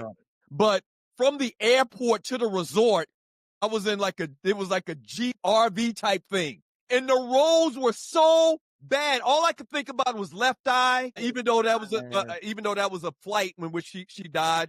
No, Left Eye was in a vehicle. In a vehicle. Left Eye was in a vehicle. But the roads were so bad, I kind of get and understand what probably happened with Anthony Joshua and his friends. Those third world countries, their roads are horrible, horrible, horrible. You hit a pothole, or you come to a bad part of the road, man. I could see accidents happen. I was so scared, and all I could think about was Left Eye and how she died in the same scenario type of thing, man. So rest in peace to those guys with Anthony Joshua. That's just horrible. And then you have, you always have people that survive those things. You have survivor's remorse. Like, that's always something to deal with. And he is like isn't he a 2-time heavyweight world champion? Yeah. I just don't know what that does. Like, I know you have to get therapy. I just hope I pray for him that, sometimes in our communities, we don't believe in getting support, particularly with incidents like that. That's PTSD. Just feel like it got written all over it. So I hope he gets support, because literally you just won $90-some million. You live in the high life. You going over to send some money to your people and, hang out with your family for the holidays. And at the holidays just makes it. Death is already hard, but at the holidays, it's like, oh my God. It's terrible. And you talk about going over these little roads. You could be right here on 285 and, oh, Jesus. For those who are not from Atlanta or have not been here, we got to go around. It's like the Indianapolis 500. Yeah. Folks be rolling on that thing like it is. You got to do 90 just to keep up. That's my daddy say they'll be in your ashtray. Anyway, so we're praying for those families of the loved ones, and for the survivors and their families as well. Second up, Drake, is always suing people. Well, Drake is now being sued, and they've hit him with a RICO. It's, of course, nothing has been, let's just say, make it very clear that there's no proof. There's not been proven. This has not gone to court yet. These are mere allegations that are being presented in a lawsuit, and they have not been proven yet in court, but it is an ongoing case. The persons that have filed the lawsuit, it's a class action lawsuit seeking $5 million in damages and a jury trial. So they wanted to take it to court. And defendants, which is Drake and these 2 other gentlemen, have not yet made any kind of statements about it, but they're being sued, RICO. The claims are that they're 2 claims, that they're promoting an illegal online casino. And then they're taking this currency the second claim is that they're taking the currency that's going between the 2 and funding artificial music streams, saying that Drake is taking the music streams and trying to use bots to plump up his likes on Spotify and Apple Music. So the same thing that Drake said that Kendrick Lamar did, people are saying Drake now has done it. Fabricating popularity is the quote unquote being. Isn't that ironic? It is. Isn't that ironic? Because Drake has been known or alleged to use ghostwriters. He don't even write his rhymes. Now he's using the next level of stealing lyrics. Doesn't that seem ironic, kind of? It does. And the fact that he had already said that's what they did to Kendrick Lamar last year for the Song of the Year. Remember, it was Not Like Us. And he was like, oh, that can't be it. He ain't that popular. And he said they were using bots and trying to change the algorithm. And now it's being alleged that that's what he's doing to artificially inflate his music streaming numbers on multiple platforms like Spotify and Apple Music. Shame on him. Interesting. Yeah, I mean, it him. has not been proven. Let us say these are allegations, good, but it's going to be interesting to see how that goes. You know, once people start on you, it's kind of like Nicki Minaj. They're just down the hill. They want her to get, they want Trump to move her on to Trinidad and Tobago. Last up, I want to mention this young lady named Layla Edwards. Don't know if you've heard of her, but she is the first Black woman to play for Team USA's Women's Winter Olympic ice hockey team. Let's go. 21-year-old hockey player has broken barriers as the youngest American to win Most Valuable Player at the Women's Ice Hockey Championship when she was just 20, and now she's on the U.S. team. I'm just sad that in 2026, we still getting firsts. That's crazy. It just That's baffles true. my mind. Ollie, before you go, on the 7th of January, one of our great listeners, the great Marvin Childs, will be turning double nickel 55. So What? happy early birthday to Marvin Childs. Happy birthday. Happy birthday. Happy birthday, Marvin Childs. Marvin used to go to Impact. He was married to one of my classmates. Okay. Yeah. Awesome. That's So, awesome. yeah, I know Marvin. Marvin is a tall brother. Outstanding job today, Ollie. We appreciate you. Ollie, thank you so much. Happy New Year. Love you too. Be Welcome back. back. We love you. We love you too, Ollie. Welcome back. Outstanding job. All right, when we get back from the break, we intentionally did it. We didn't get into the Georgia game. Georgia and Ole Miss. We'll talk a little bit about that. I want to get your thoughts on it, man. Ryan is a Georgia Tech alumni, so as you can tell from the laughing, he's happy. And we're going to talk about the Nordics a little bit more, man. I still like Colonizer. Colonizer, I think, is my go-to. Nordics is pretty good. But Nordics is pretty Nordics hard. is pretty I like good. Nordics. Don't go away. give 2 me Live up. Students Experience. Yep. Yes. Yes. Have you ever been stranded on the side of the road, Ollie? Yes.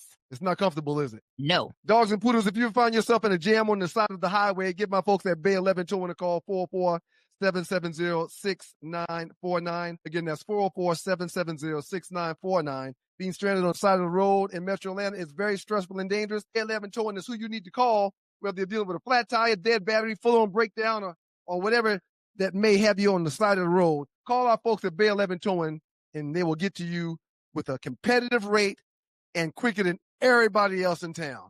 Again, that's Bay 11 Towing. That number is 4. It's your boys, the Two Live Stews. That's what Ryan for to make up those stews on this ignore Two Live Stews experience. One of my best friends just hit me up saying how stupid Drake should feel if he gets popped for this situation he's been accused of. And I responded to one of my best friends. Drake's going to feel more stupid than Puff if he gets popped for what he's being accused of. How you got all the money in the world, but you're trying to manipulate the numbers to look better than somebody else to the point where you get RICO charges.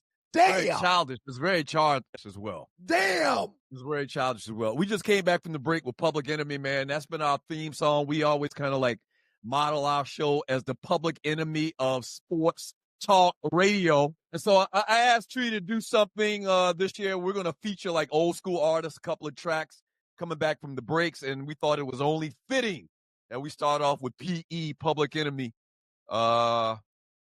in this new year. So shouts out to them guys. Hey man, what were we about to get into right now? Because I want to mention something real quick. We're about to get into Georgia going home, man. Go ahead. Okay. I'll shouts out to the good folks at WGPR. I'll mention something else after we do that because that probably has more precedent and more weight than what I want to mention. Well, real quick, once again, we mentioned it at the top of the show. We are based in ATL, Georgia. This is my 31st year in Atlanta and our 25th year doing radio. So the big conversation about Georgia football, obviously year in and year out.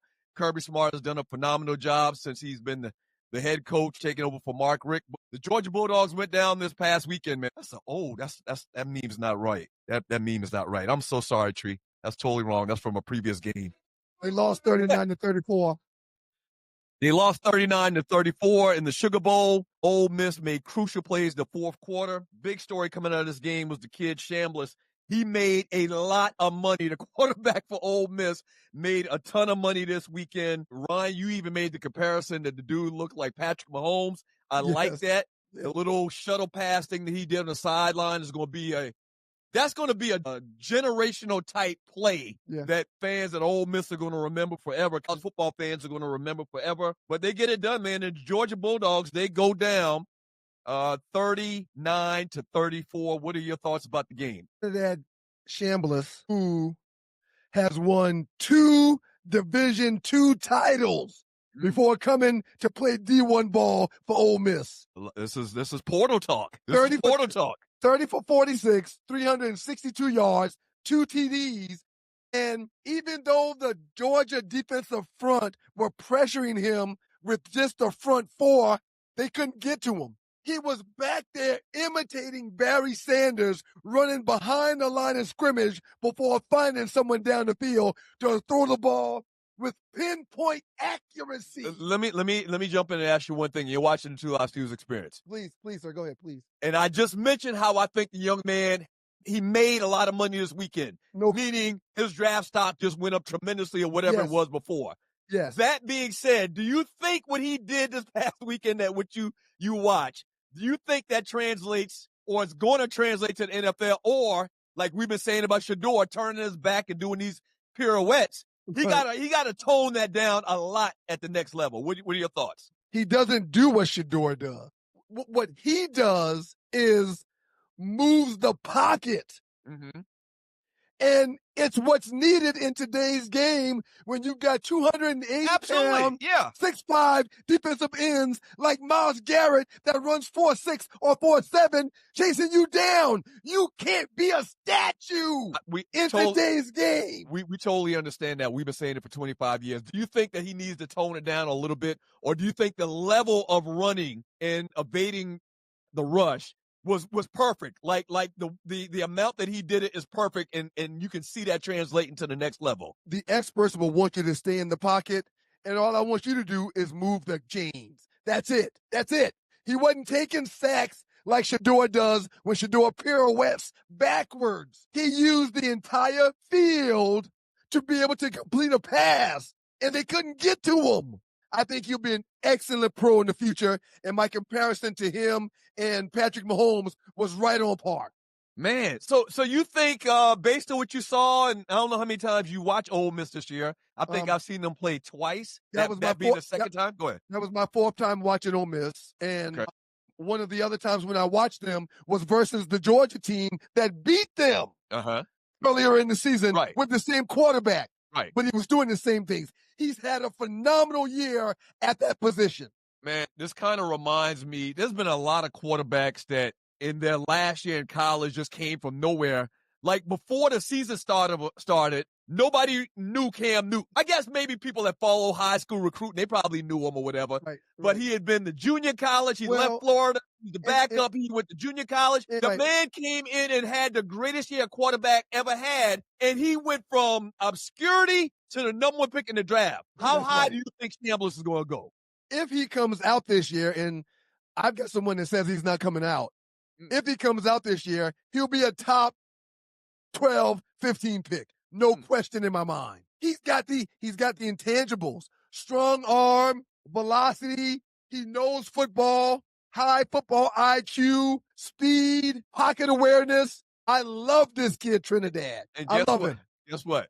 The portal makes all of this happen. All of this is possible because of the portal. No question. All of this is possible because of the portal. How many quarterbacks have we seen over the last decade? Joe Burrow. There's a lot of guys that were backups at one team, transferred, got an opportunity to start, and balled out of control. But guess what? People hate. The portal is ruining college football. What I don't want to do is rain on the parade of the Georgia Bulldogs, but when you've got quarterbacks, the last 3 quarterbacks that have been 6 foot, 210 pounds, little Nordics that aren't superior athletically, you're limiting yourself. Hey, listen. And hold on. Go ahead. The mentality of the mind of the Georgia coach is MAGA. So he don't see a Trinidad Chambliss. He don't see the abilities that Nico Amalamaleva has. He can't look past the fact that they're not like him. Hey, listen, man. He thinks they can't think like he can, so they can't be his quarterback. That's why Georgia has a problem. So what Ryan was referring to is Kirby Smart has had some traditionally not the greatest mobile quarterback. Gunnar Stockton, the quarterback for Georgia now, he's mobile, but what you're talking about is Deshaun Watson, who's from the state of Georgia mobile. Yes. You're talking about Cam Newton, who's from the state of Georgia mobile. Yes. I called your LB the next morning after the game, and I says, bruh, you don't like I like Gunnar Stockton, right? But I refuse to believe out of 700 schools in the state of Georgia, with this transfer portal, y'all can't get a little bit more athletic quarterback behind center at the University of Georgia. In timeout, man. Out.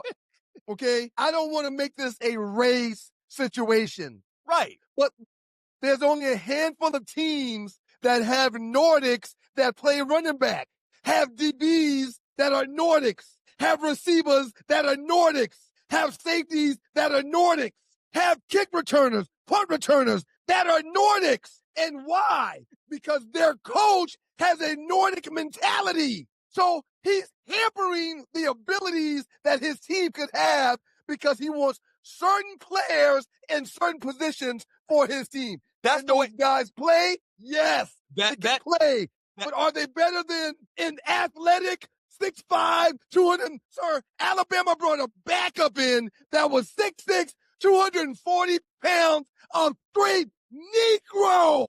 He's going to be phenomenal. And he's the backup, a third-year backup. He's going to be phenomenal. You mean to tell me that Kirby Smart couldn't get that guy to be ahead of Gunnar Stockton? Hey, man, Deshaun Watson wasn't on Georgia's radar. Now, I'm going back to, I think Mark Richt was there, was the coach still. When Deshaun Watson was, go ahead. It's not a Georgia situation because Georgia blessed us with the great Quincy Carter.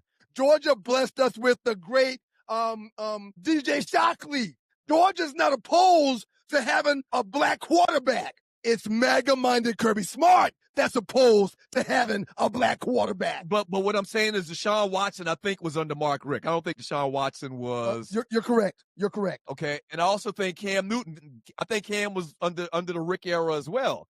But the point is, it seems like there's a theme when you get Gunnar Stockton and Jacob Eason and Jake Fromm and Stetson Bennett. When you get these guys, like, I refuse. I said it. I'm going to say it one more time. Go ahead. All who were very good quarterbacks in Kirby's system. But the game has changed. Yes! Damn it! It's a different game! It's a different game! You can't have less than. You need more, especially in power positions like quarterback, kick returners that can flip the field with one play on special teams. We mentioned earlier how the game has changed and it's not about these high school kids anymore. We talked about the situation with Joe Hamilton's son. You mean that you can't tell me that you can jump in the portal and not find somebody with a lot more athleticism, man? Yeah, you can, but you refuse to. It seems like they refuse to. You're looking for one type of player for certain positions. You don't think non-Nordics can think at that position. That's why you don't put them in that position. That's what it seems like. Your boy Dabo Swinney this year succumbed to the fact that he's got to move on and saying that he's going to now go to the portal. They've already got NIL in place because of IPTAY, the IPTAY programs. You know, but they had to. But Dabo Swinney, for many, many years since the portal has come about and NIL has come about, the head coach of the Clemson Tigers, is he refuses to use it because he doesn't believe in it. He's opposed to it. He still believes in players not getting paid. Right. He hates the fact that players can move around. But this year, after the season, there's reports that he's come out, and I think he's even talked about it in press conferences, where he said, all right, I give, uncle. Okay, y'all got me screaming uncle. I am going to go ahead and jump in this portal and, pay these kids accordingly through NIL. And whose job was in question at the end of this year's season in college football? Dabo's. You got to succumb to your antiquated ways, Dabo Swinney, Kirby Smart. Yeah, you got to succumb to the fact that you think mentally there's one player that's superior to the other. You got to stop it if you want to compete. Yo, LB, Claude, shouts out to Claude. What do you call him? I think the name that you give him is the Tricky Tray. He's the Tricky Tray from BK. I called that man. I had a 45-minute conversation with that man. Yeah. Dog, it's not like that, dog. Yes, no. Unfortunately, my LB, because he's a Georgia fan and he's led by MAGA, has a MAGA mentality looking at his team. What he does work. Every got a system that works. Well, it does work. I mean, they've won 10 games a year for the last 6 or 7 years, it seems like. It's an old, outdated system, and when he puts his team up against a Trinidad Chambliss, he's going to lose. Show you that. Dabble lost to Duke this year. When your mind is so simple to think that one group of people can't do something that the other can, or one group of people can't think like another group, you're limiting your success for your team, for your coaches, and for your fans. That's Kirby Smart. That's Dabo Swinney. Yeah. The defeat in the first round of the expanded college football playoffs meant that the Georgia Bulldogs are out after a 12-1 regular season that included an SEC championship victory over Alabama. Yeah, man, it's very strange to watch, and you mentioned it earlier, it's very strange to see Ole Miss, at this level dominating, and their coach left to take another job already. Let's talk about that. There's not a better job that can be had out there probably than LSU. Okay, so I get it. So I totally get it. Yep. But it's just very strange to see what's happened with Lane Kiffin leaving a program that has a shot to win a national championship to go take another job. It's very strange. This is good. This is good. Are you mad at Lane Kiffin, or do you think Lane Kiffin made the wrong decision? Seeing the team that he had, who's now one of the Final Four teams that he walked away from, are you mad at Lane Kiffin for what he's done? I don't think those are the right words to use. There's probably a better way you can describe it. I'm not mad at him at all. No. Ooh, we're on the same page. I'm not mad at him at all. Because they've been doing this. This is not new. This is not the new part of guys leaving their program for another program for a better opportunity, for more money, et cetera, et cetera.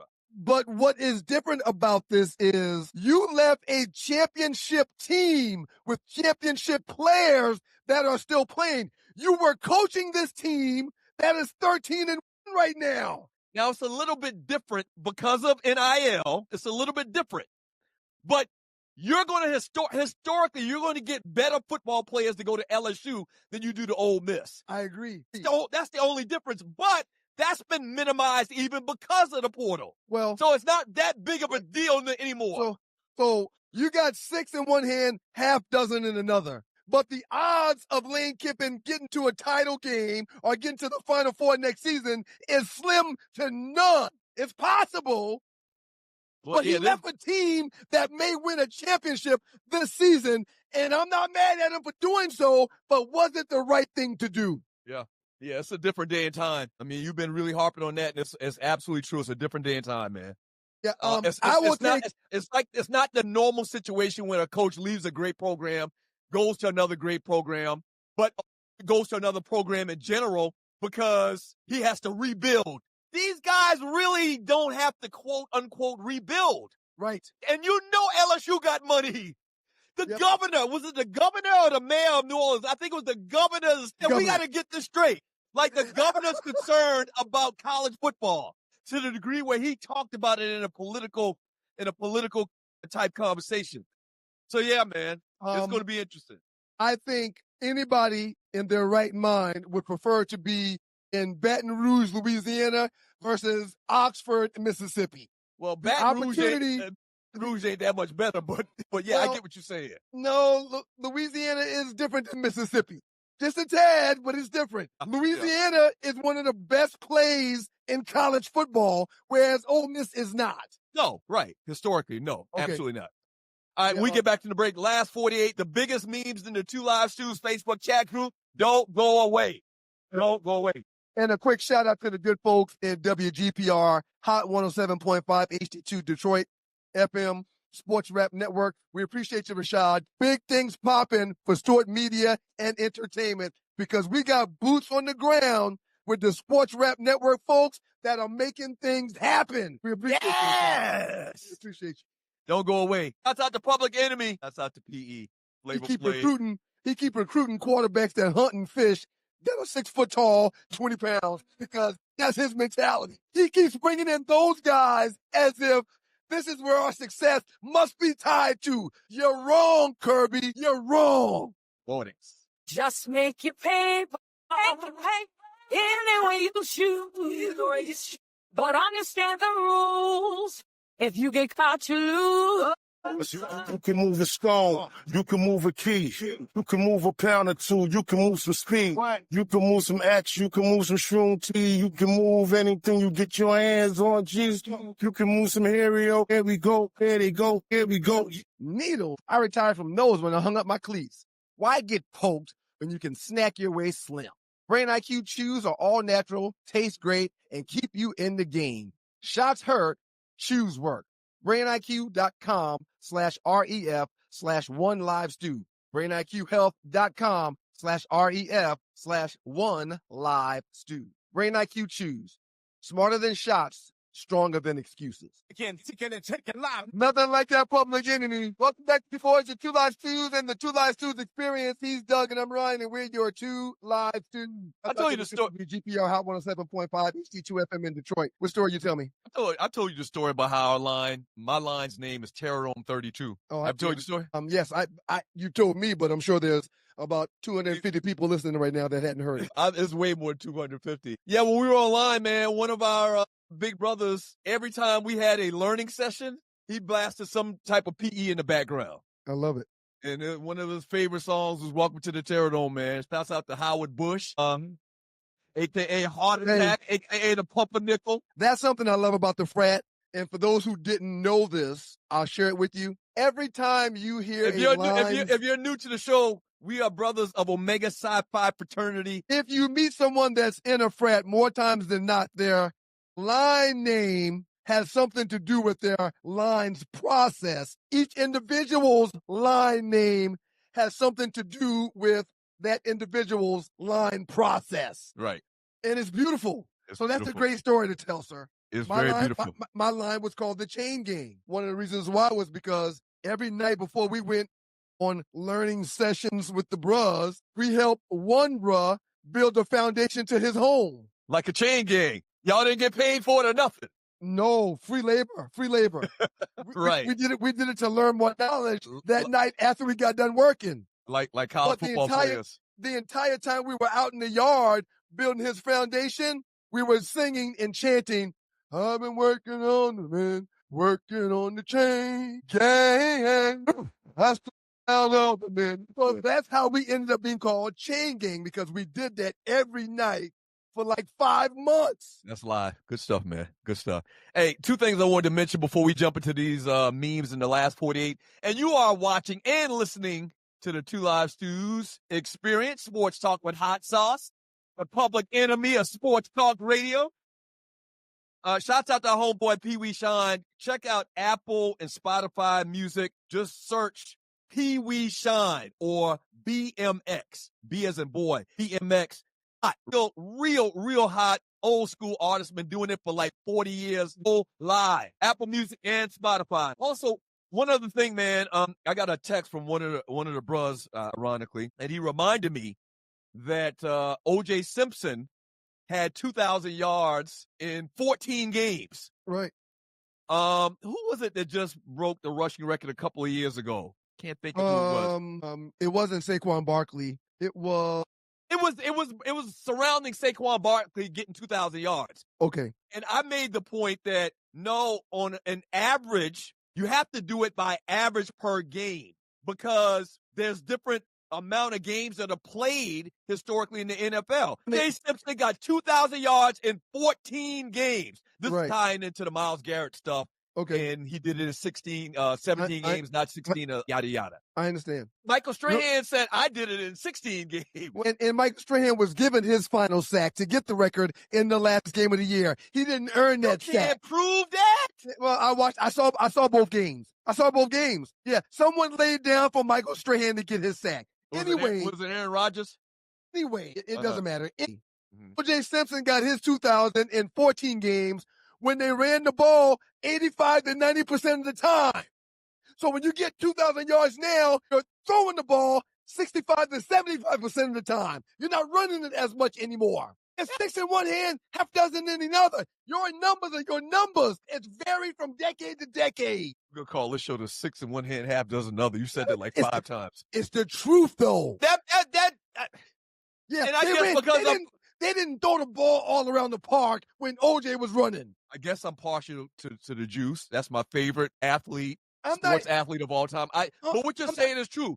He had more. the Juice. He gave him, but I guess now that says we got to look at the carries and do an average. But you're right. I just wanted to bring that up because somebody reminded me. 2,000 yards is 2,000 yards. I don't give a damn if you did it in 14 games or 17 games. I don't care. It's a lot of yards. It's a lot of yards. It's a lot of yards. Bro went down a little quick too. Laugh out loud. Mar Diddy. What is Mar Diddy referring to? And shouts out to you, Mar Diddy. The sack that Miles Garrett got on Joe Burrow, he went down real quick. Yeah, he went down quick so Miles Garrett wouldn't run through him and break his spine. No, Miles Garrett came out. He got pushed behind Burrow. And Burrow, I mean, he had like freaking ghost. He thought it was a ghost or something. He laid down. He didn't even try to run forward. He laid down. It was a game where Burrow was getting his behind beat on too. And he's injury prone. Anybody ever get close to him and he sees him, he's dropping. He don't want that smoke. Let's get to the last 48, the biggest memes in the Two Live Stews Facebook chat group over the last 48 hours. Tree, let's roll them out. I would like to do something before we do that. Can we invite Tree in for a second, please? Quick. Tree, come on in, Tree. This is the producer. This is the producer to the show. If you're new to the show, we haven't invited you in. We haven't said good morning. We haven't said Happy New Year. We haven't asked how your break was. We hadn't done any of that. Please excuse our rudeness, if that's the right way to say it. Your hair looks good, Tree. Happy New Year. Happy New Year. Your wig does look good. How was your break? How was your break? How was your Christmas? Please share that with us. And good morning to you, Tree. We hadn't done that yet. Happy New Year. Good morning, darlings. Everything is well. It was a great break. I enjoyed myself. I actually ran into her. She's hanging out with some of the same people I hung out with. Shouts out to Barker, OB, Oliver Barker. He had a little set at his house. He's got like this laid out phenomenal backyard grilling area. It was phenomenal. He had a bunch of people over. I walk up and who do I see sitting there? It's Tree. He saw me, but I didn't see him. Well, you in the holiday, and the holiday spirit was upon you.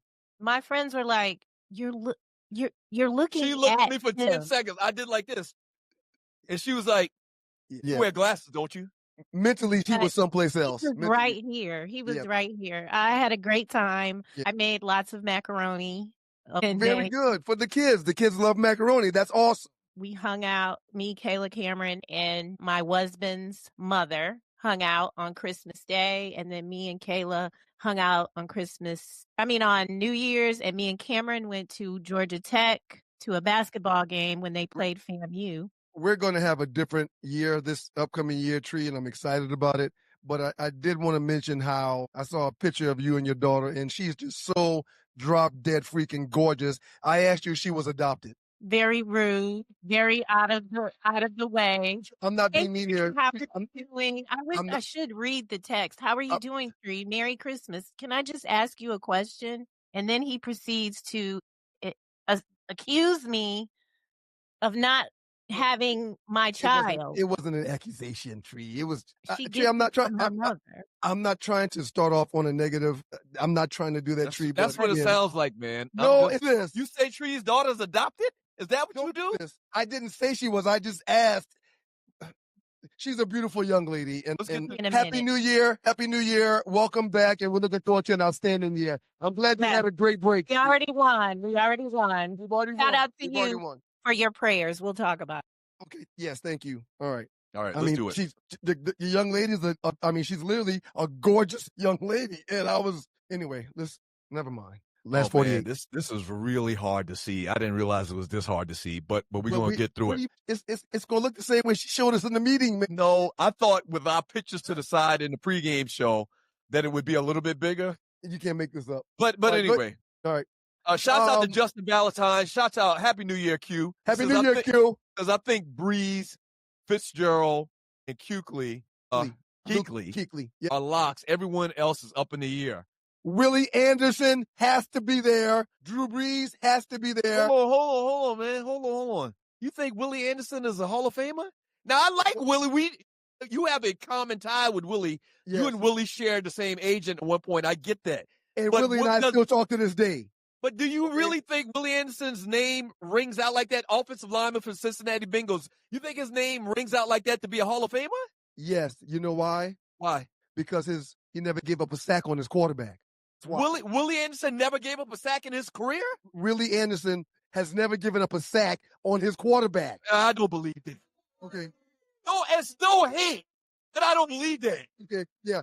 He's one of the best, just like Orlando Pace, to ever do it. And his team was terrible. Okay, His team didn't win, but it wasn't because of him and Takeo Spikes, who also deserves to be in the Hall of Fame. And I think you're being partial because you know these guys. All right, that's fine. Like I just gave the story. You share an agent with him. Y'all did at one point. No, I don't see how Willie Anderson's going to get into Hall of Fame. Nobody that's watching right now, probably outside of a Cincinnati Bengals fans, knows who Willie Anderson is. No offense to him. He's a great guy. I met him before.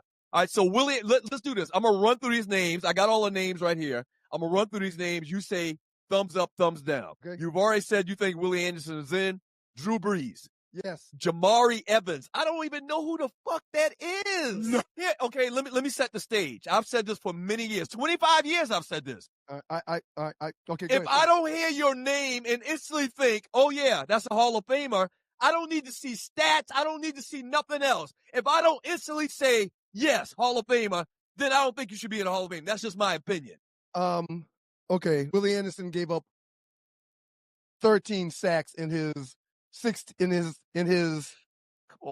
seasons, 16 sacks. And the number right here says giving up 16 sacks over 13 seasons is absurdly good at blindside tackle. It's one of the key reasons Anderson is regarded as one of the best offensive linemen of his era and deserving of the Hall of Fame. So, okay, I embellished a little bit. Do you know who Jamari Evans is? Jahai Evans. Well, yeah, I know who he is, but no, he doesn't deserve to be in the Hall. Played for the Saints, okay? He's the third guy at the top, okay? Hey, Fitzgerald, everybody knows he's definitely a Hall of Famer. Yes. Frank Gore. You and I are going to argue and debate this, but yes, I think Frank Gore deserves it. We got a long discussion about... Go ahead. And I understand why you say he doesn't. Let me just say that, too. Listen to this. You may not have known this. Okay. Frank Gore, was he like the third leading rusher of all time? Gaining rusher of all time? And was the first for a significant period of time. Frank Gore has never made one first-team All-Pro. In his entire illustrious career, Frank Gore is the epitome of what I'm talking about. He was solid. He's a very good player, but does his name ring out? When you hear Frank Gore, do you say instantly Hall of Fame? No. The man was never a first-team All-Pro, and really, that's the big thing. We're not talking about Pro Bowls, and I don't even know how many Pro Bowls he's had, but I looked up the All-Pro thing because that's kind of like my barometer. Yep. Frank Gore has never been first-team All-Pro. I think he was like second-team a couple times, maybe third-team a couple times, but never in his entire career was he first-team All-Pro. I say no, but he's probably going to get in. Torrey Holt. He's a bubble player for me, and Frank Gore played in 5 Pro Bowls. Torrey Holt's bubble to me too. I agree, and it feels like when he played for the Rams, it seems like him and the other receiver, Isaac Bruce. It feels like they were system guys. I agree. And it might not be the case, but it feels like they were system guys. And that's a Marshall Faulk situation. They had greatness with Marshall Faulk and the coaching and the quarterback and Kurt Warner. But I agree 100%. Breaking news. We got breaking news. News. Falcons elevate new president and CEO with focus of Rich McKay shifting to AMBSE initiatives. Rich McKay. Yeah. All right, so we got to get some more details on this. I think, I don't know. This is breaking news. Tree just broke in with this breaking news. We'll get you some more details after the next break, and we'll come back and talk about it. All right, so back to the Has there been a Matt Ryan hiring? No, I don't think Matt Ryan's been hired yet. Okay. So let's get back to the meme tree. So Luke Kuechly. Seems like his name rings out where everybody talks about him and puts him on the level of a Hall of Fame type player. What do you think, Luke Kuechly, linebacker for the Carolina Panthers? No question, and he had a short career because he retired early, but he was one of the best to play the position. I'm kind of in between on that one. All right, Eli Manning. Hell no. Now he's going to... Which is what I was going to say, not because of his pappy, but because of his playing career and his accomplishments.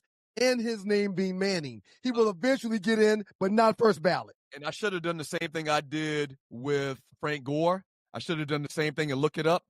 You're good at looking things up real quick. Look up and see if Eli Manning made any first-team All-Pros. Next up on the list is Terrell Suggs, outside linebacker, defensive end for the Baltimore Ravens. You think so? Yes. I don't think first ballot, but I think he's going to get in. He's up there like in the top 5 or 6 in sacks all time. Adam Vinatieri, kicker. I don't think any kickers deserve to be in the Hall of Fame, but if one does, it should be Adam Vinatieri. I agree. If a kicker deserves to be in the Hall of Fame, which once again I agree, I'm not putting any kicker in the Hall of Fame. They don't tackle or hit or touch anybody. They don't do anything but kick the damn ball.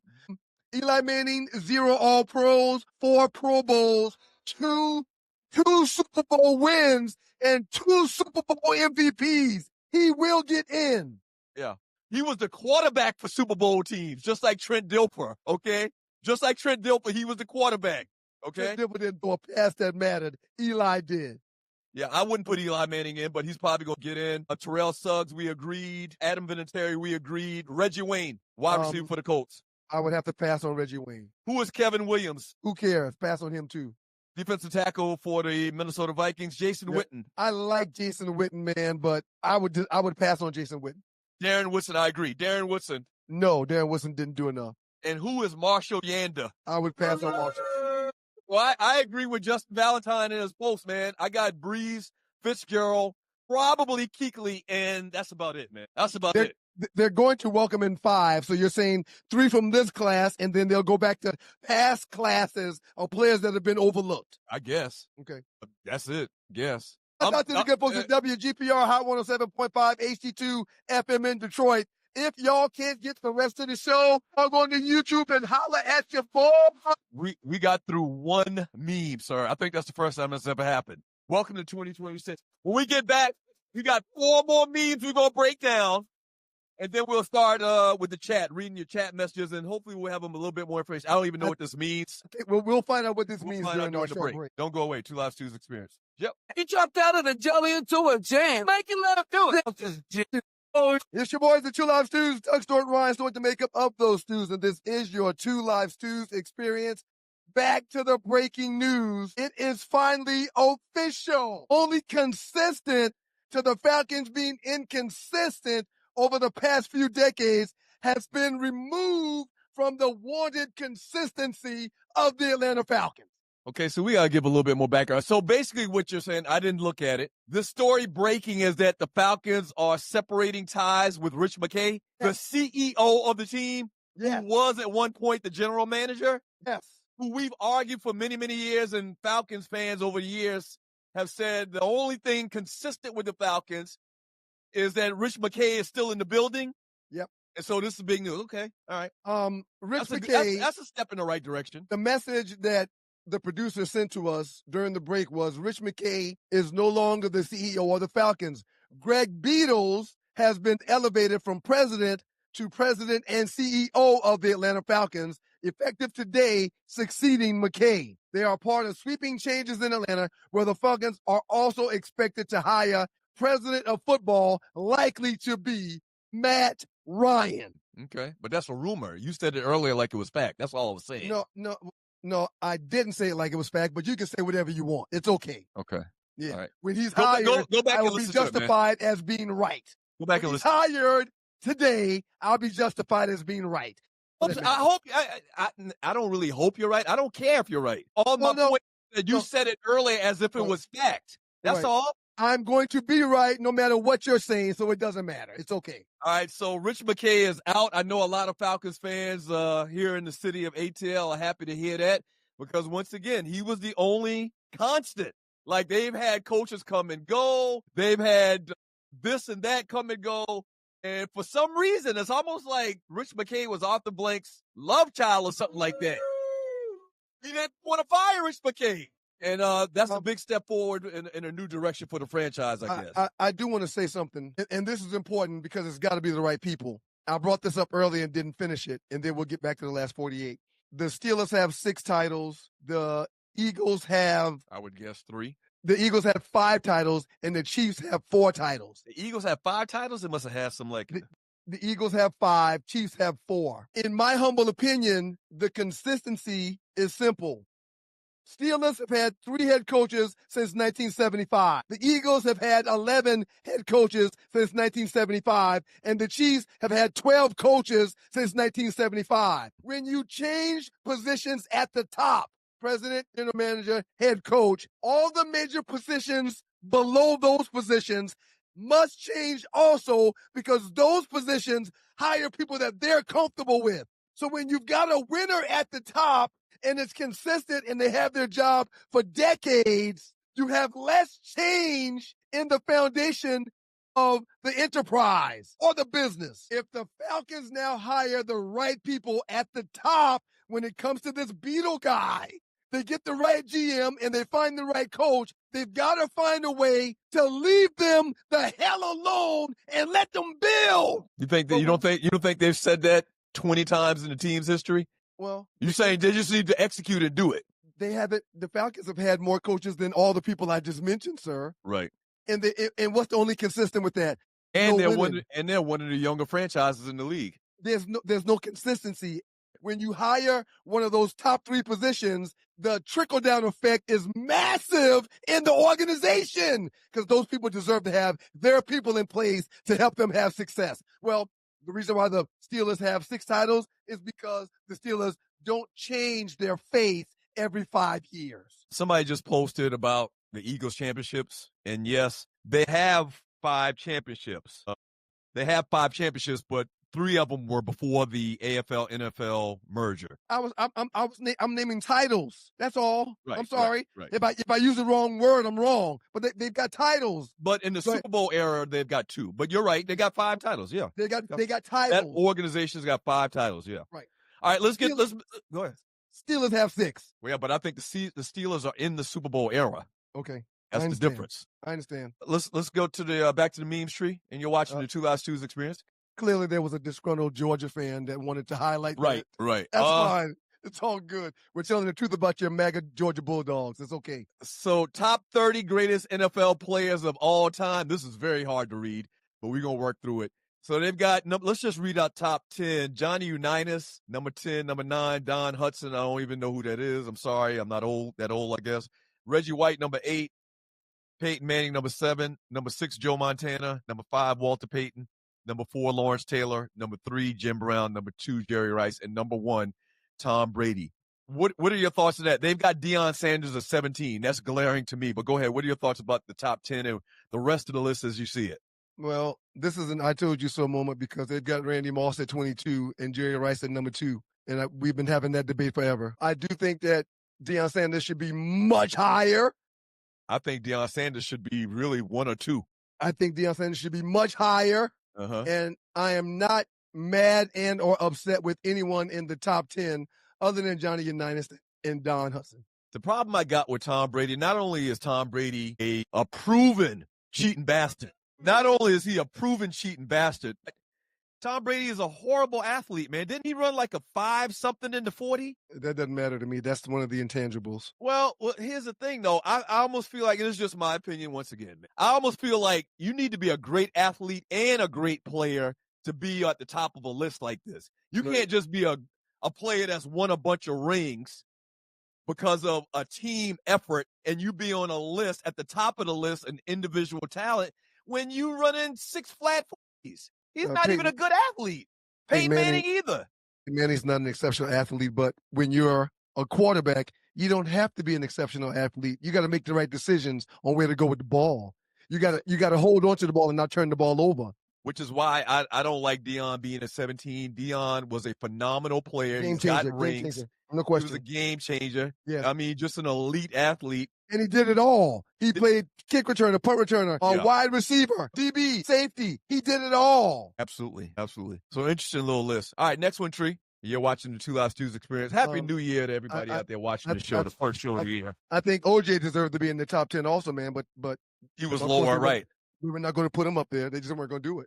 Yeah, they weren't going to do that. All right, so very, very interesting one here, meme here, and you're watching the Two Live Stews experience. These guys were too much fun to watch in the NFL. This is from greatest highlights. We just be taking stuff from all these factions of Facebook groups. Well, we're just doing the last 48 or things that have been highlighted. It's okay. Most electrifying NFL players of all time. They got Devin Hester at 10. I got a problem with that off the rip. Adrian Peterson, number 9. Why Devin Hester problem? Gale Sayers, number 8. I never saw him play, but they say he was like that. They say Gale Sayers was Marshall Faulk, which, by the way, they have Marshall Faulk right ahead of Gale Sayers, number 7. Right. Lawrence Taylor at number 6. Dion at number 5. Randy Moss at 4. Bo Jackson at 3. Barry at 2. Michael Vick at 1. I'm not arguing with this list. Interchangeable Vick, Barry Sanders, and Dion. I don't know who to put first out of those 3. Dion should be higher. So, once again, exciting, electrifying is what the meme says. Right. Michael Vick, Barry Sanders, or Dion. I can't choose. And notice this. You and I have been debating Jerry Rice and Randy Moss and their relevance. Jerry's not even on this list. Right. He's not, because of obvious reasons. Because Jerry Rice wasn't explosive like Randy Moss. For Michael Vick to touch the ball every offensive play and do what he did while touching the ball every offensive play, he deserves to be number 1 on this list. There's no question in my mind. Randy Moss, I'm fine with him being at 4 because of the other 3 guys. The other 3 guys, I would say, because they were able to impact the game a little bit more. If they didn't throw to Randy Moss, he just didn't do anything. I would like to add Ray Lewis someplace on this list. Who you gonna put him over? Devin Hester should be higher too, like we just mentioned. Ray was electrifying at the linebacker position, and it's one of the most important positions in football. So what he did, being as impactful as he was, I think he could possibly be on this list someplace, but I don't know who needs to lead. Well, they got Lawrence Taylor on there. Yeah, Lawrence Taylor was a beast, though. He was a cheat code. I agree with that also. He was unblockable in Tecmo Bowl. That ninja was unblockable. This is a good one, man. This is very good. But yeah, I agree. Vic, some iteration of Vic, Barry Sanders, and Bo Jackson, or not Bo Jackson. So obviously we feel like Bo should drop a little bit. He didn't play enough. He don't have enough highlights to be in the top 3 all time. Right. He didn't play long enough. All right, next one, Tree. But they got Gale Sayers on there, so Gale didn't play a long time either. Nah, I don't think he did as well. And don't think they were like that. Booty Chin got the most favorable call in NFL history, and they were some cheating bastards. I mean, when you win as many Super Bowls as this guy did, something that no one else has done. Oh, Tom Brady. He got the big dimple in his chin. It looks like a crease in the booty. He's won too many titles to be overlooked and not mentioned when it comes to all these things that we're mentioning, sir. Yeah, whatever. Titles are important. All right, interesting. This is just, I really like this one. For Robert Blackwell, shouts out to you, Robert Blackwell. He's showing side by side Shadour Sanders' 24 stats his last year in college and Fernando Mendoza's stats this past year. Mendoza won the Heisman Trophy, but his stats, this is one, his stats are inferior to Shadour's stats. Now, what do you take from this? What do you take from this meme? Shadour had a better to me. Out of all of these numbers, the completion percentage is bigger than the others. One player is liked and another player is hated. That's it, man. That's it. That's absolutely it. That's it. For Shadour to throw for almost 2,000 more yards than this dude, have a higher completion percentage. Well, I know I'm being extreme. I'm being extreme. Okay. But have a higher completion percentage while throwing for much more yards, have more TDs while throwing for much more yards with a high completion percentage, and to barely have a few more interceptions than this guy. One guy's liked, one guy's hated. What I guess what the haters would say is Shadour played in a much lesser conference, even though it's a Power 4 conference. Isn't the Big 12 a Power 4 conference? Yes. Or are they not a Power 4 conference anymore? Everything has been realigned and changed now. And they're not even saying Power 5 anymore. They're saying Power 4 because they're overlooking who? Is it the Pac-12 or the Pac-12 is no longer? Right. So, I mean, again, that's all semantics. Right. From Loose Neck side, Shadour didn't have that Indiana defense is the only difference. Plus, you know how them folks don't like the Sanders name, period. And that's what I was about to say. Now, they were in Power 4 football. I think both teams, Colorado and Indiana, are comparable. Right. Yeah, I think they're comparable. Two programs that hadn't done a lot as far as the top 10, top 25 polls in the last 30 years. When was it that, so Colorado won the national championship in 90 with Georgia Tech. I remember 1990 because a lot was going on in my life in 1990, so I remember. And they haven't done a lot since Shadour and his daddy got there. There's not a lot of Nordics that are going to not dislike Shadour. Right. So this is an uphill battle that he will fight his entire career until there's a franchise that says, you're our guy. That's not Cleveland. Right, right. The owner has told us he's not his guy. So that's not Cleveland. Hopefully, when free agency arises for Shadour Sanders, he'll choose a spot that can be his so he can be supported like he needs to be supported, like the other Nordics that play the same position. Good post by Looseneck. Once again, Mendoza benefited from a down Heisman year like Gino Toretta in his Heisman year. I made a post about that during the holiday, like or during or after the Heisman ceremony happened, that this was probably the worst year for Heisman candidates ever. And Mendoza won the Heisman, but he's not even being talked about as being the first quarterback taken. That would be the Moore kid from Oregon. Yeah. He didn't win the Heisman. Yeah. But they're saying Moore's going to go before Mendoza. They're saying the Raiders would take Moore right now with that first pick that they have instead of taking Mendoza from Indiana. All right, Tree, we got any more memes? We got one more? I think we have one more. Yes, we do have one more. This is a good one, too. This is a real good one. Do y'all think Mendoza would have won over Travis Hunter? Keenan, great question, and the answer is no. I think Travis Hunter still would have won. Breaking news. This is breaking news. Wow. Oh, this is good. This is good. Ran him out of town, huh? Wow. Kevin Stefanski out as the Cleveland Browns head coach. Well, go ahead, Cleveland, with your bad self. So does that say that Shadour is Shadour's job to keep, or is that saying they're going to bring somebody else in to chop his head off and bench him, or they're going to even try to find a deal for him, or what? It's saying, after the numbers that have been shown between Shadour and Gabriel and Flacco starting the season, it's saying that the team was managed wrong by this guy. You should have been playing from the start. Right. Right. Should have been playing from the start. Right. Yeah. Yeah. So you gotta pay with your job because you mismanaged our assets. Listen, man, and once again, I said this earlier when we talked about Shadour. It's going to sound like I'm making excuses for him, and I probably am. I'm trying to get y'all to see the other side. Well, you're making excuses for him, but before you go on making excuses for him, outstanding job with the breaking news by today's producer, Tune. Wow. Outstanding. If you watch the games and you watch the kid play, he needs some linemen to have more than 2 seconds. He needs some receivers that can get open. And if he has a full training camp, mini camps under his belt, he's going to be infinitely better than he was this year, which this year at times he looked very good. Hey, man, you don't have a lot of time in the National Football League to master all that needs to be mastered at that position. There is no question that Shadour deserved more time to figure out how to master that situation, but it wasn't afforded to him. Why?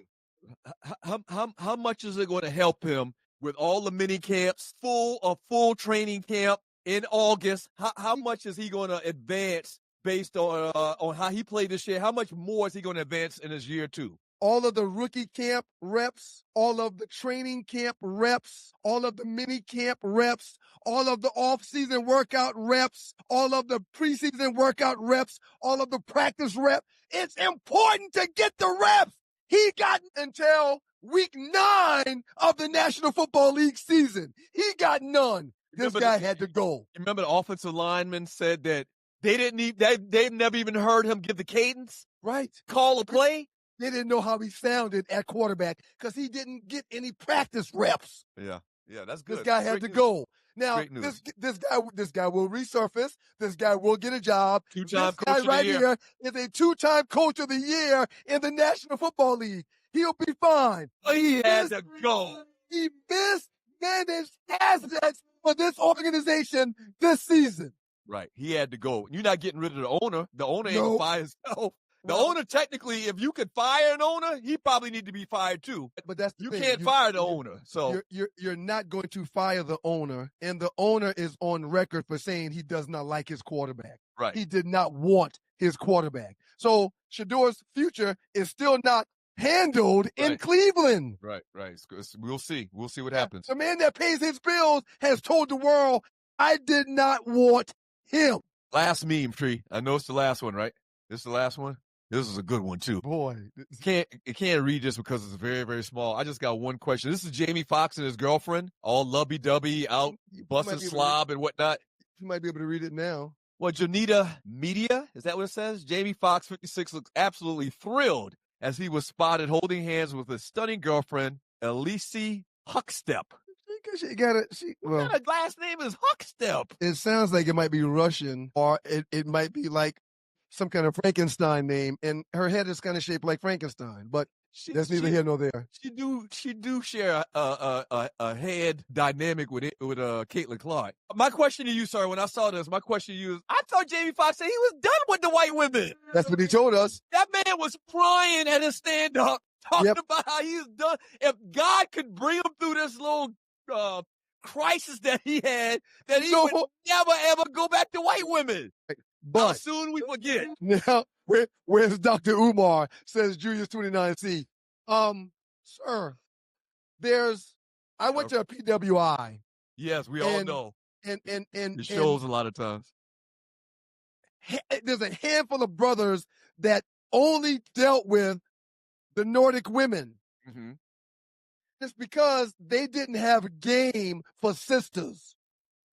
Sisters found them corny. And I'm willing to bet that it's the same situation for Jamie Foxx. Well, I have seen Jamie Foxx like in high school. He's got like a big Jerry curl, like Ice Cube used to have. You ever seen some pictures of him like in high school? He had like a real drippy Jerry curl. Jamie loves that Slavic meat. Did that man say that stand-up routine that he was done with white women?